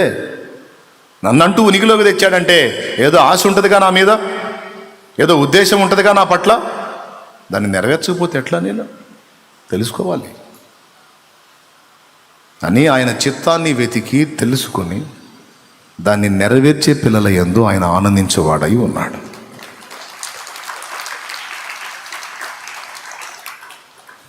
ఏమండి, ఇంకా గ్రంథంలో రాయబడి ఉంది, యెహెజ్కేలు 18:24 ఇలా రాయబడి ఉంది.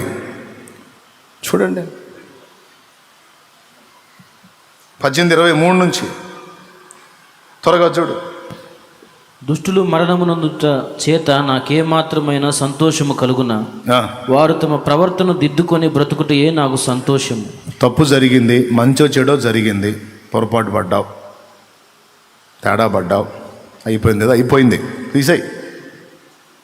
అందులోనే నువ్వు కొనసాగి నేను దేవునికి పనికిరానులే, నేను మంచివాడిని కాదులే, నేను మంచిదాన్ని కాదులే అని ఆ బురదలోనే పొరలాడితే ఆయనకు ఆనందం ఉండదు. ఆ ప్రవర్తనను మార్చుకొని దిద్దుకొని మారు మనసు పొంది దేవుని వైపు మళ్ళుకొనుటను బట్టి, ప్రవర్తన దిద్దుకొనుటను బట్టి ఆయన ఆనందపడతానని చెప్పాడు. చదువు. దుష్టులు మరణమునందుట చేత నాకేమాత్రమైన సంతోషము కలుగునా, వారు తమ ప్రవర్తనను దిద్దుకొని బ్రతుకుటయే నాకు సంతోషము. అద్దుగో, ఇప్పుడు జరిగింది సార్, మంచో చెడో తెలుసో తెలియకో, కింద పడ్డావో లేచావో, ఏదో అయిపోయింది, జరిగిపోయిన దాన్ని బట్టి ఏదో నువ్వు గందరగోళం అయిపోయేది కాదు. వదిలేయ్, పాదాలు పట్టుకో, దేవుని పాదాలు పట్టుకో, ప్రవర్తన దిద్దుకో. కనీసం ఇక నుంచైనా మారు మనసు పొందు. ఈ చెవులో ఈ చెవులో వదిలేయటం కాదు, కనీసం ఇక నుంచైనా మారు మనసు పొంది ప్రవర్తనను దిద్దుకో. దాన్ని బట్టి ఆయన సంతోషపడతానని చెప్తున్నాడు ఆయన. అదే ప్రవర్తనలో, ఆ దరిద్రగొట్టు శాపగ్రస్తమైన ప్రవర్తనలో నువ్వు నశించిపోతే నాకు ఆనందం కలగదు.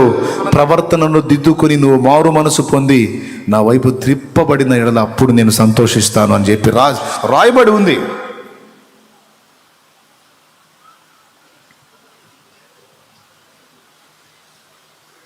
దేవునికి మహిమ కలుగును గాక. దేన్ని బట్టి దేవుడు ఆనందపడతాడు? యథార్థవంతులు చేసే ప్రార్థనల యందు ఆయన ఆనందపడతాడు. యథార్థవంతుల ప్రార్థన ఆయనకు ఆనందకరం అన్నాడు సామెతల్లో. దేవునికి స్తోత్రం కలుగును గాక. ఇట్లాగా దేవుణ్ణి సంతోషపెట్టేదానికి, ఆయన ఆనందం పొందేదానికి, ఆయన ఆనంద పెట్టేదానికి కొన్ని విషయాలు ఉన్నాయి.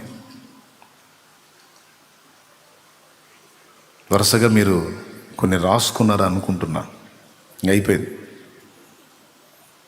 దేవుని యందు ఆనందించుట ద్వారా మనం బలమును అందుతాం. Praise the lord. మరి దేవుడు మన యందు ఆనందించుట ద్వారా యేసయ్య ఎన్ని పొందాడో అన్నీ మనం పొందుతాం. పౌలు ఎన్ని పొందాడో అన్నీ మనం పొందుతాం. యెహోషువ ఎన్ని పొందాడో అన్నీ మనం పొందుతాం. భక్తులు ఎన్ని స్వతంత్రించుకున్నారో అన్నీ మనం పొందుతాం. దేవుడు మన యందు ఆనందిస్తే. ఇదని నేనేం చెప్పేదిలే, తెల్లారిద్దంటే అప్పుడే కదా తెల్లారిందని అంటారేమో. రేపు తెల్లారిద్ది మళ్ళా. దేవునికి స్తోత్రం. అదని లేదు. ఏదైనా యేసయ్యకి ఎదురేమన్నా ఉందా? యెహోషువకి ఎదురేమన్నా ఉందా? ఏలియాకి ఎదురేమన్నా ఉందా? ఎలీషాకి ఎదురేమన్నా ఉందా?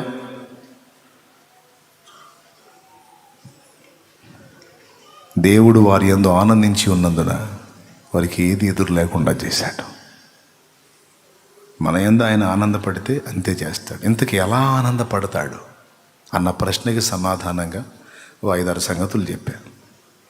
ఇవి మీలో ఉన్నాయో లేవో చూసుకోండి, లేకపోతే దిద్దుకుందాం, ప్రవర్తనను సరి చేసుకుందాం, మారు మనసు పొందుదాం, దేవుని వైపు మళ్ళుకుందాం. ఇలా ప్రవర్తనను దిద్దుకొని, పాపములు ఒప్పుకొని, మారు మనసును ప్రకటించి ఆ తర్వాత ప్రార్థన చేద్దాం. అప్పుడు దేవుడు ఈ ప్రకృతి వైపరీత్యాన్ని ఆపుతాడు. రండి, మోకాళ్ళ మీదకి రండి. ప్రకృతి వైపరీత్యమే కాదు, నీ జీవితంలో ఉన్న వైపరీత్యాలను కూడా ఆపేస్తాడు. స్తోత్రం.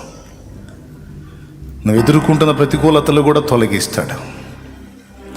పర్వతం లాంటి నీ సమస్యలు, బలహీనతలు, ఆత్మీయ భౌతిక ఇబ్బందులు మొత్తం చదును భూమగునట్లు చేస్తాడు ఆయన. ప్రార్థన చేయి, మోకాళ్ళ మీదకి వచ్చి. స్తోత్రం నాయన, ఈవేళ నాతో సూటిగా నువ్వు మాట్లాడినందుకు నీకు వందనాలు. కృతజ్ఞతాస్తుతులు చెల్లిస్తున్నాను తండ్రి, నీకు స్తోత్రములు. అందరం ప్రార్థన చేద్దాం. అందరం దేవుని పాదాలు పట్టుకుందాం, గోజాడుదాం. దేవా, నన్ను క్షమించు, నా ప్రవర్తనను దిద్దుకు. తప్పు చేయని మానవుడు అంటే ఎవడు లేడు భూమి మీద. చిన్నదో పెద్దదో, మంచిదో చెడ్డదో, ప్రతి నరుడు ఎక్కడో చోట ఏదో ఒక విధంగా ఏదో సందర్భంలో పొరపాటు పడతానే ఉన్నాడు. వాళ్ళు తప్పు చేశారు, వీళ్ళు తప్పు చేశారు కాదు, అందరూ తప్పు చేసిన వారే. ఇక్కడ తప్పు చేసి తప్పులోనే కూర్చున్నారా, లేకపోతే వదిలిపెట్టి మారు మనసు పొందారా? తప్పుడు ప్రవర్తనలోనే ఉన్నారా, లేకపోతే ఆ ప్రవర్తనను దిద్దుకొని దేవుని వైపు మళ్ళుకొని దేవుల్లో కొనసాగుతున్నారా అనేది దేవుడు పరిగణలో తీసుకుంటాడు. కొంతమంది ఉన్నారు, వాళ్ళు ఇతరుల తప్పులను చూసి వీళ్ళు తప్పులు, వాళ్ళు తప్పులన్నీ చూసుకొని వీళ్ళు తప్పుడోళ్ళు అయిపోతుంటారు. దావీదు తప్పు చేశాడు అని చెప్పుకుంటూ వచ్చారు. దావీదు తప్పు చేశాడు, తప్పు దిద్దుకున్నాడు, పశ్చాత్తాపడి ఏడ్చి మారు మనసు పొంది దేవుని కృప పొంది ధన్యచరితుడయ్యాడు. ఆ దావీదు కుమారుని అనిపించుకోవడానికి యేసయ్య దేవుడు ఇష్టపడ్డాడు. ఎక్కడో పర్వతం మీద ఉన్నాడు దావీదు. ఒక మెట్టు కూడా ఎక్కకుండా దావీదుని గురించి మాట్లాడుతూ ఉంటారు.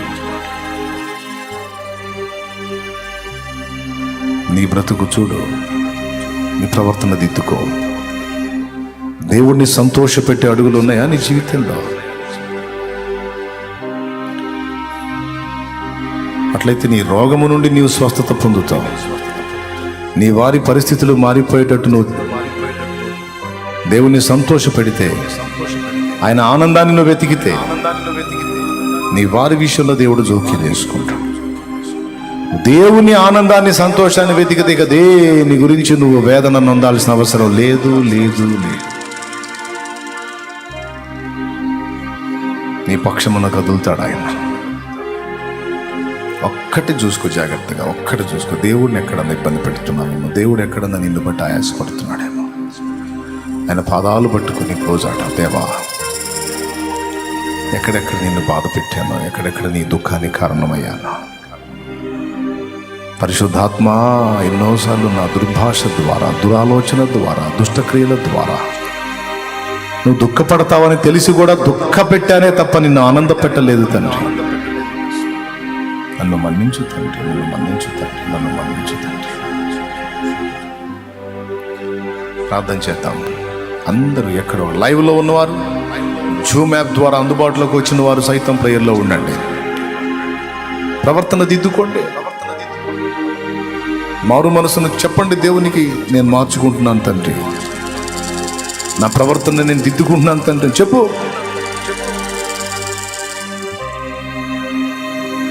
నీ ప్రవర్తనను దిద్దుకొని మారు మనసు పొందితే సంతోషిస్తాను అని చెప్పాడు. కృపను వేడుకుంటే సంతోషిస్తాను అని చెప్పాడు. కనీసం ఇక నుంచైనా నీ చంచల బుద్ధి నుండి మారు మనసు పొంది కాస్త స్థిర మనసు పొంది నువ్వు ఆయన చిత్తాన్ని, ఆయన మహిమను వెతికినట్లయితే సంతోషిస్తాను, ఆనందపడతాను. నా కుమారుడా, నా కుమారి, ఎందాక నా మాట వినకుందు అని దేవుడు అడుగుతున్నాడు. చెయ్యి, ప్రార్థన చెయ్యి. ఎవరు మౌనంగా ఉండొద్దు. మౌనంగా ఉండే టైం కాదు ఇది. దేవునితో మాట్లాడుకునే సమయం ఇది. తండ్రి నీకు స్తోత్రం, స్తోత్రం, స్తోత్రం, స్తోత్రం.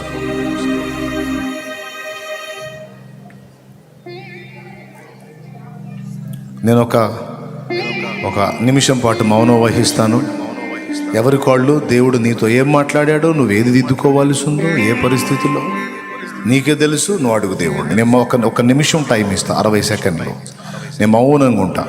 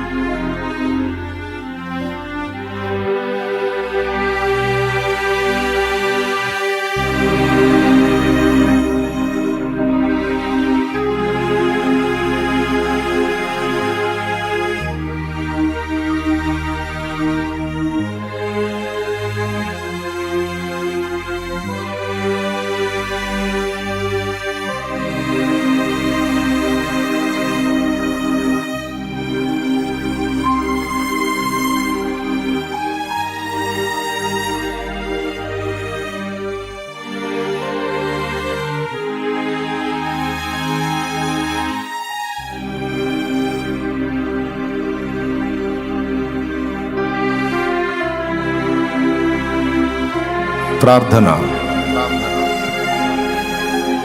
సర్వాధికారివైన మా తండ్రి నీకు స్తోత్రం. స్తోత్రాలు స్తోత్రాలు స్తోత్రాలు. హల్లెలూయా, హల్లెలూయా, రాసును హల్లెలూయా, నిలవబెట్టుకొని మాతో హల్లెలూయా, మాట్లాడిన హల్లెలూయా, శ్రేష్టమైన హల్లెలూయా. ప్రతి మాటను బట్టి నీకు వందనాలు స్తుతులు Thank you, స్తోత్రాలు Lord. చెల్లిస్తున్నాం Thank you, ప్రభా. thank you, thank you. మా జీవితాలను బట్టి నీవు సంతోషించినప్పుడు Praise మా the జీవితాలలో Lord. ఏ ఏ కార్యాలు Praise the జరుగుతాయో Lord. Hallelujah. నాయన మీరు మాట్లాడిన విధమును బట్టి నీకు స్తుతి, స్తోత్రాలు స్తుతి, చెల్లిస్తూ ఉన్నాం స్తుతి, ప్రభా. స్తుతి, స్తుతి, దాసుని ద్వారా మాతో మాట్లాడినట్లుగా నాయన మా జీవితాల ద్వారా నువ్వు సంతోషించే కృప మాకు దయచేయండి.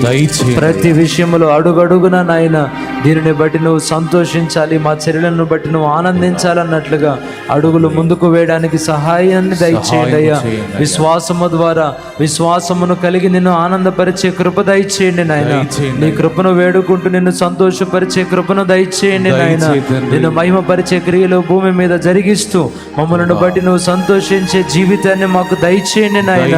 ప్రభువా, నీవు భూమి మీద తండ్రి చిత్తాన్ని ఏ విధంగా నెరవేర్చావో మా జీవితములలో నీ చిత్తాన్ని నెరవేరుస్తూ అడుగడుగున నిన్ను మహిమపరుస్తూ నిన్ను ఆనందపరిచే జీవితాన్ని మాకు దయచేయండి అయ్యా. పాపములలోనే మేము నివసించకుండా పడిన పాపములలోనే కొనసాగకుండా నాయన మా పాపములను విడిచి నాయన ఇదిగో నీ వైపు తిరుగుతూ ఉండగా కనికరించండి నాయన. ఈ ఇప్పటి రోజు వరకు నుంచి, అవును నాయన, ఈ రోజు నుంచి, అవును తండ్రి, ఈ వేళ నుంచి, అవును నాయన, ఓ ఈ నిమిషము నుండి, అవును తండ్రి, ఓ నీకు మారు మనసు ప్రకటిస్తా ఉన్నాం అవును దేవా. ప్రభువా, పాపమును విసర్జించి ఉన్నాం దేవా. అవును నాయన, మేము తిరిగి దాని వైపు చూడకుండాన్నట్లు నీవే మా కన్నులను తిప్పు, త్రిప్పండి నాయన. మా దృష్టిని మరల్చు, మా ఆలోచనలను ప్రభావితం చేయి, అంత మా హృదయ ఆలోచనలు నీ వశంలోకి తీసుకో. తీసుకోండి సాతానుకు సంధివ్వకుండా, అవకాశం ఇవ్వకుండా యేసయ్యా.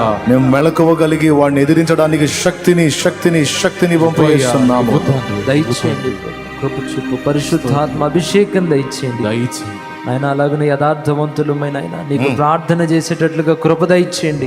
మా సమస్త చర్యలలో యథార్థత కలిగి నివసించడానికి కృప దయచేయండి అయ్యా. అన్ని విషయములలో నాయన నిన్ను సంతోష పెట్టగలగాలి నాయన. ప్రభువా, నీవు భూమి మీద ఉన్నప్పుడు తండ్రి ఏ విధమైన సాక్ష్యాన్ని నాయన నీ గురించి ఇచ్చి ఉన్నాడు, మా అందరిని బట్టి నీవు ఆ మాట పలకడానికి కృప దయచేయమని ఆమేన్ యేసు నామములో అడిగి ప్రార్థించి వేడుకుంటున్నాము తండ్రి. Amen amen. Praise the lord. Hallelujah. శ్రేష్టమైన సందేశాన్ని దేవుడు మనకు అనుగ్రహించాడు. చివరిగా ముగింపు ప్రార్థనకు ముందు ఒక ప్రార్థన చేద్దాం వర్షం కోసం. ఎందుకంటే ఇప్పటిదాకా దేవుని హెచ్చరికలు విన్నాం, దిద్దుబాటు చేసుకొని ప్రార్థన చేసుకున్నాం, తీర్మానాన్ని ప్రకటించాం, మన పాపములు ఒప్పుకున్నాం. తప్పకుండా దేవుడు మన ప్రార్థన వింటాడు, జవాబు వచ్చిందాక మనం ప్రార్థన ఆపొద్దు. ఇప్పుడు కూటంలో, తర్వాతి కూటంలో దేవుడు వర్షాన్ని ఆపకపోతే అదనపు కూటాలు కూడా ఏర్పాటు చేసుకొని మరి ప్రార్థన చేద్దాం. దేవునికి మహిమ.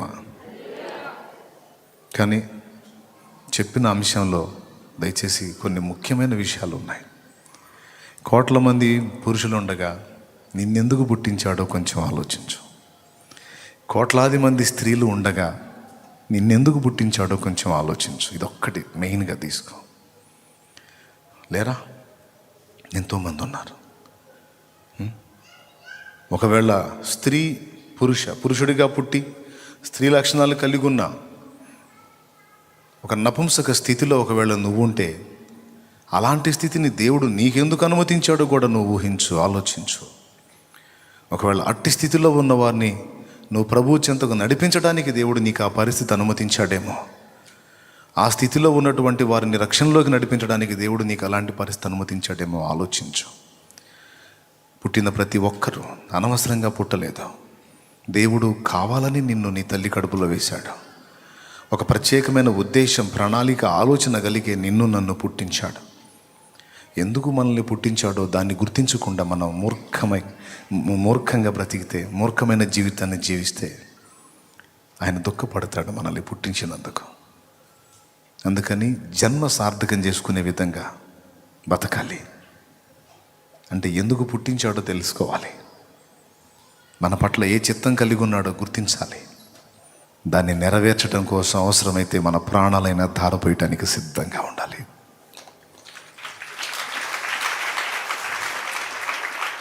టోటల్ లైఫ్ని అలాగా బలిపీఠం మీద దహించడానికి ఇష్టపడే స్థితిలో మనం ఉండాలి. అప్పుడే మన జన్మకు సార్థకత. అందరిలాగా ఆలోచించొద్దు, ప్రత్యేకంగా ఆలోచించు, జీవితాన్ని సార్థకం చేసుకో. ప్రభు చిత్తమైతే సెకండ్ ఆరాధనలో కూడా మరికొన్ని విషయాలు చెప్పి ప్రార్థన చేపిస్తా వర్షం కోసం. ఇప్పుడు అందరూ పైకి లేచి నిలబడి విశ్వాసంతో ప్రభు పాదాలను పట్టుకుందాం, కృప వేడుదాం. ఈ వర్షం ఇలా కొనసాగిందంటే చాలా నష్టం కలిగిద్ది ప్రభువా.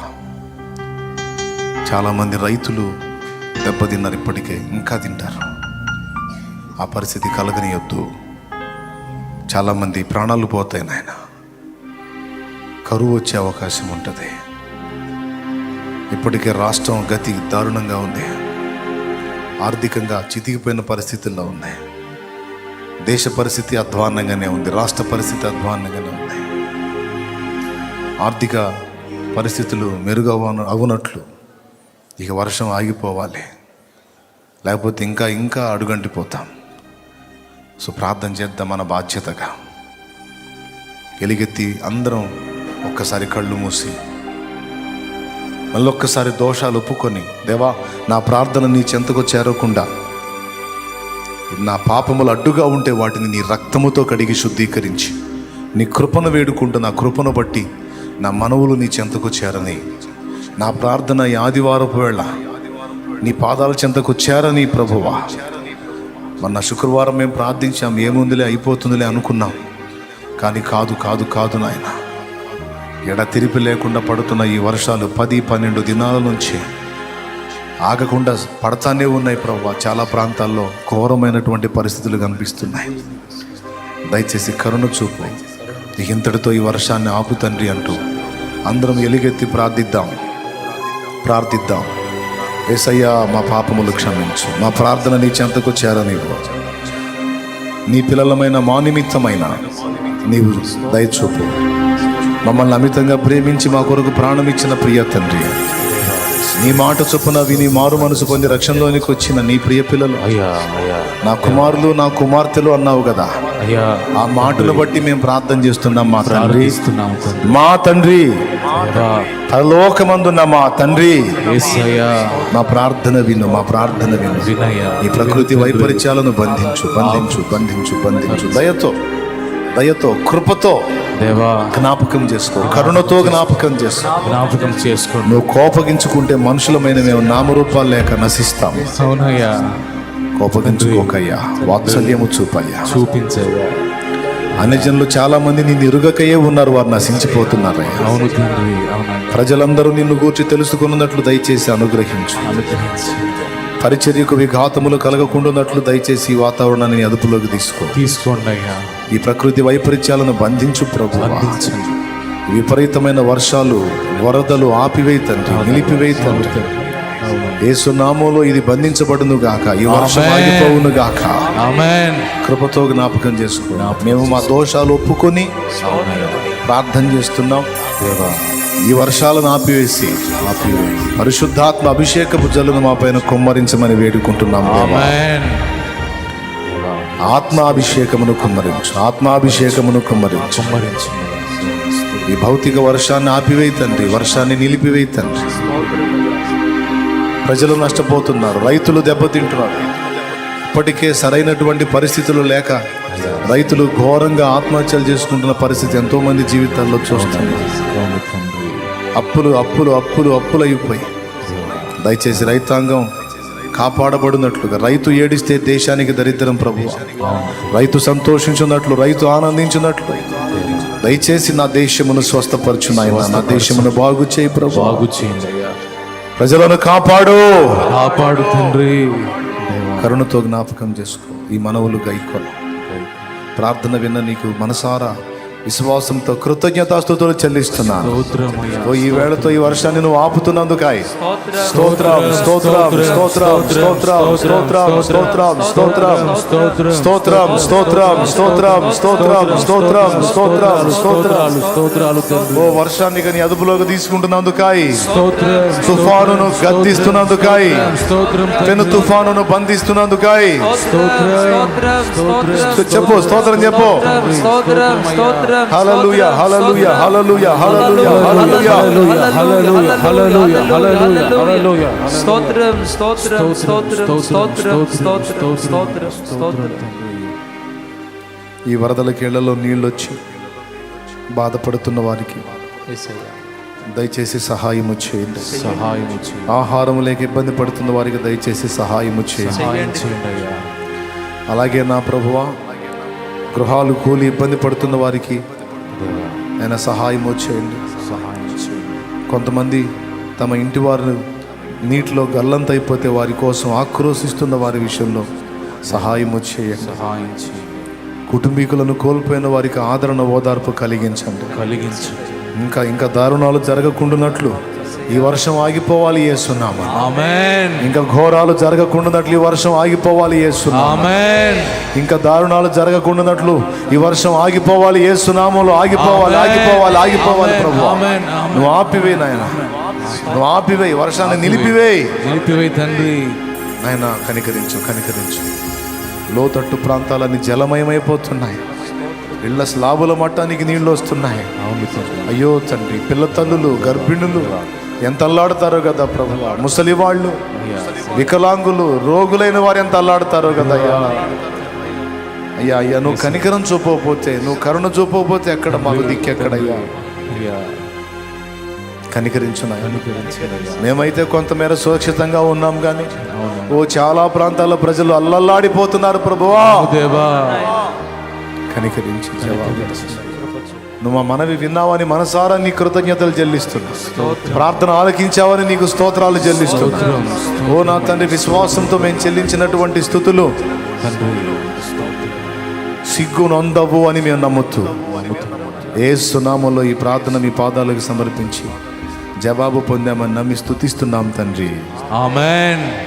మన తండ్రి అయిన దేవుని ప్రేమ, ఆయన ప్రియ కుమారుడు లోకరక్షకుడు, మనందరి ప్రాణప్రియుడైన యేసయ్య శాశ్వత నిత్య కృప, పరిశుద్ధాత్మ తోడి మనోహర దివ్య సహవాసం, సమాధానం సమకూడిన మనకు సకల పరిశుద్ధులకు సార్వత్రిక సంఘమంతటికి సదా తోడే మనందరూ నిత్యత్వంలో చేరు పర్యంతం మనల్ని నడిపించును గాక.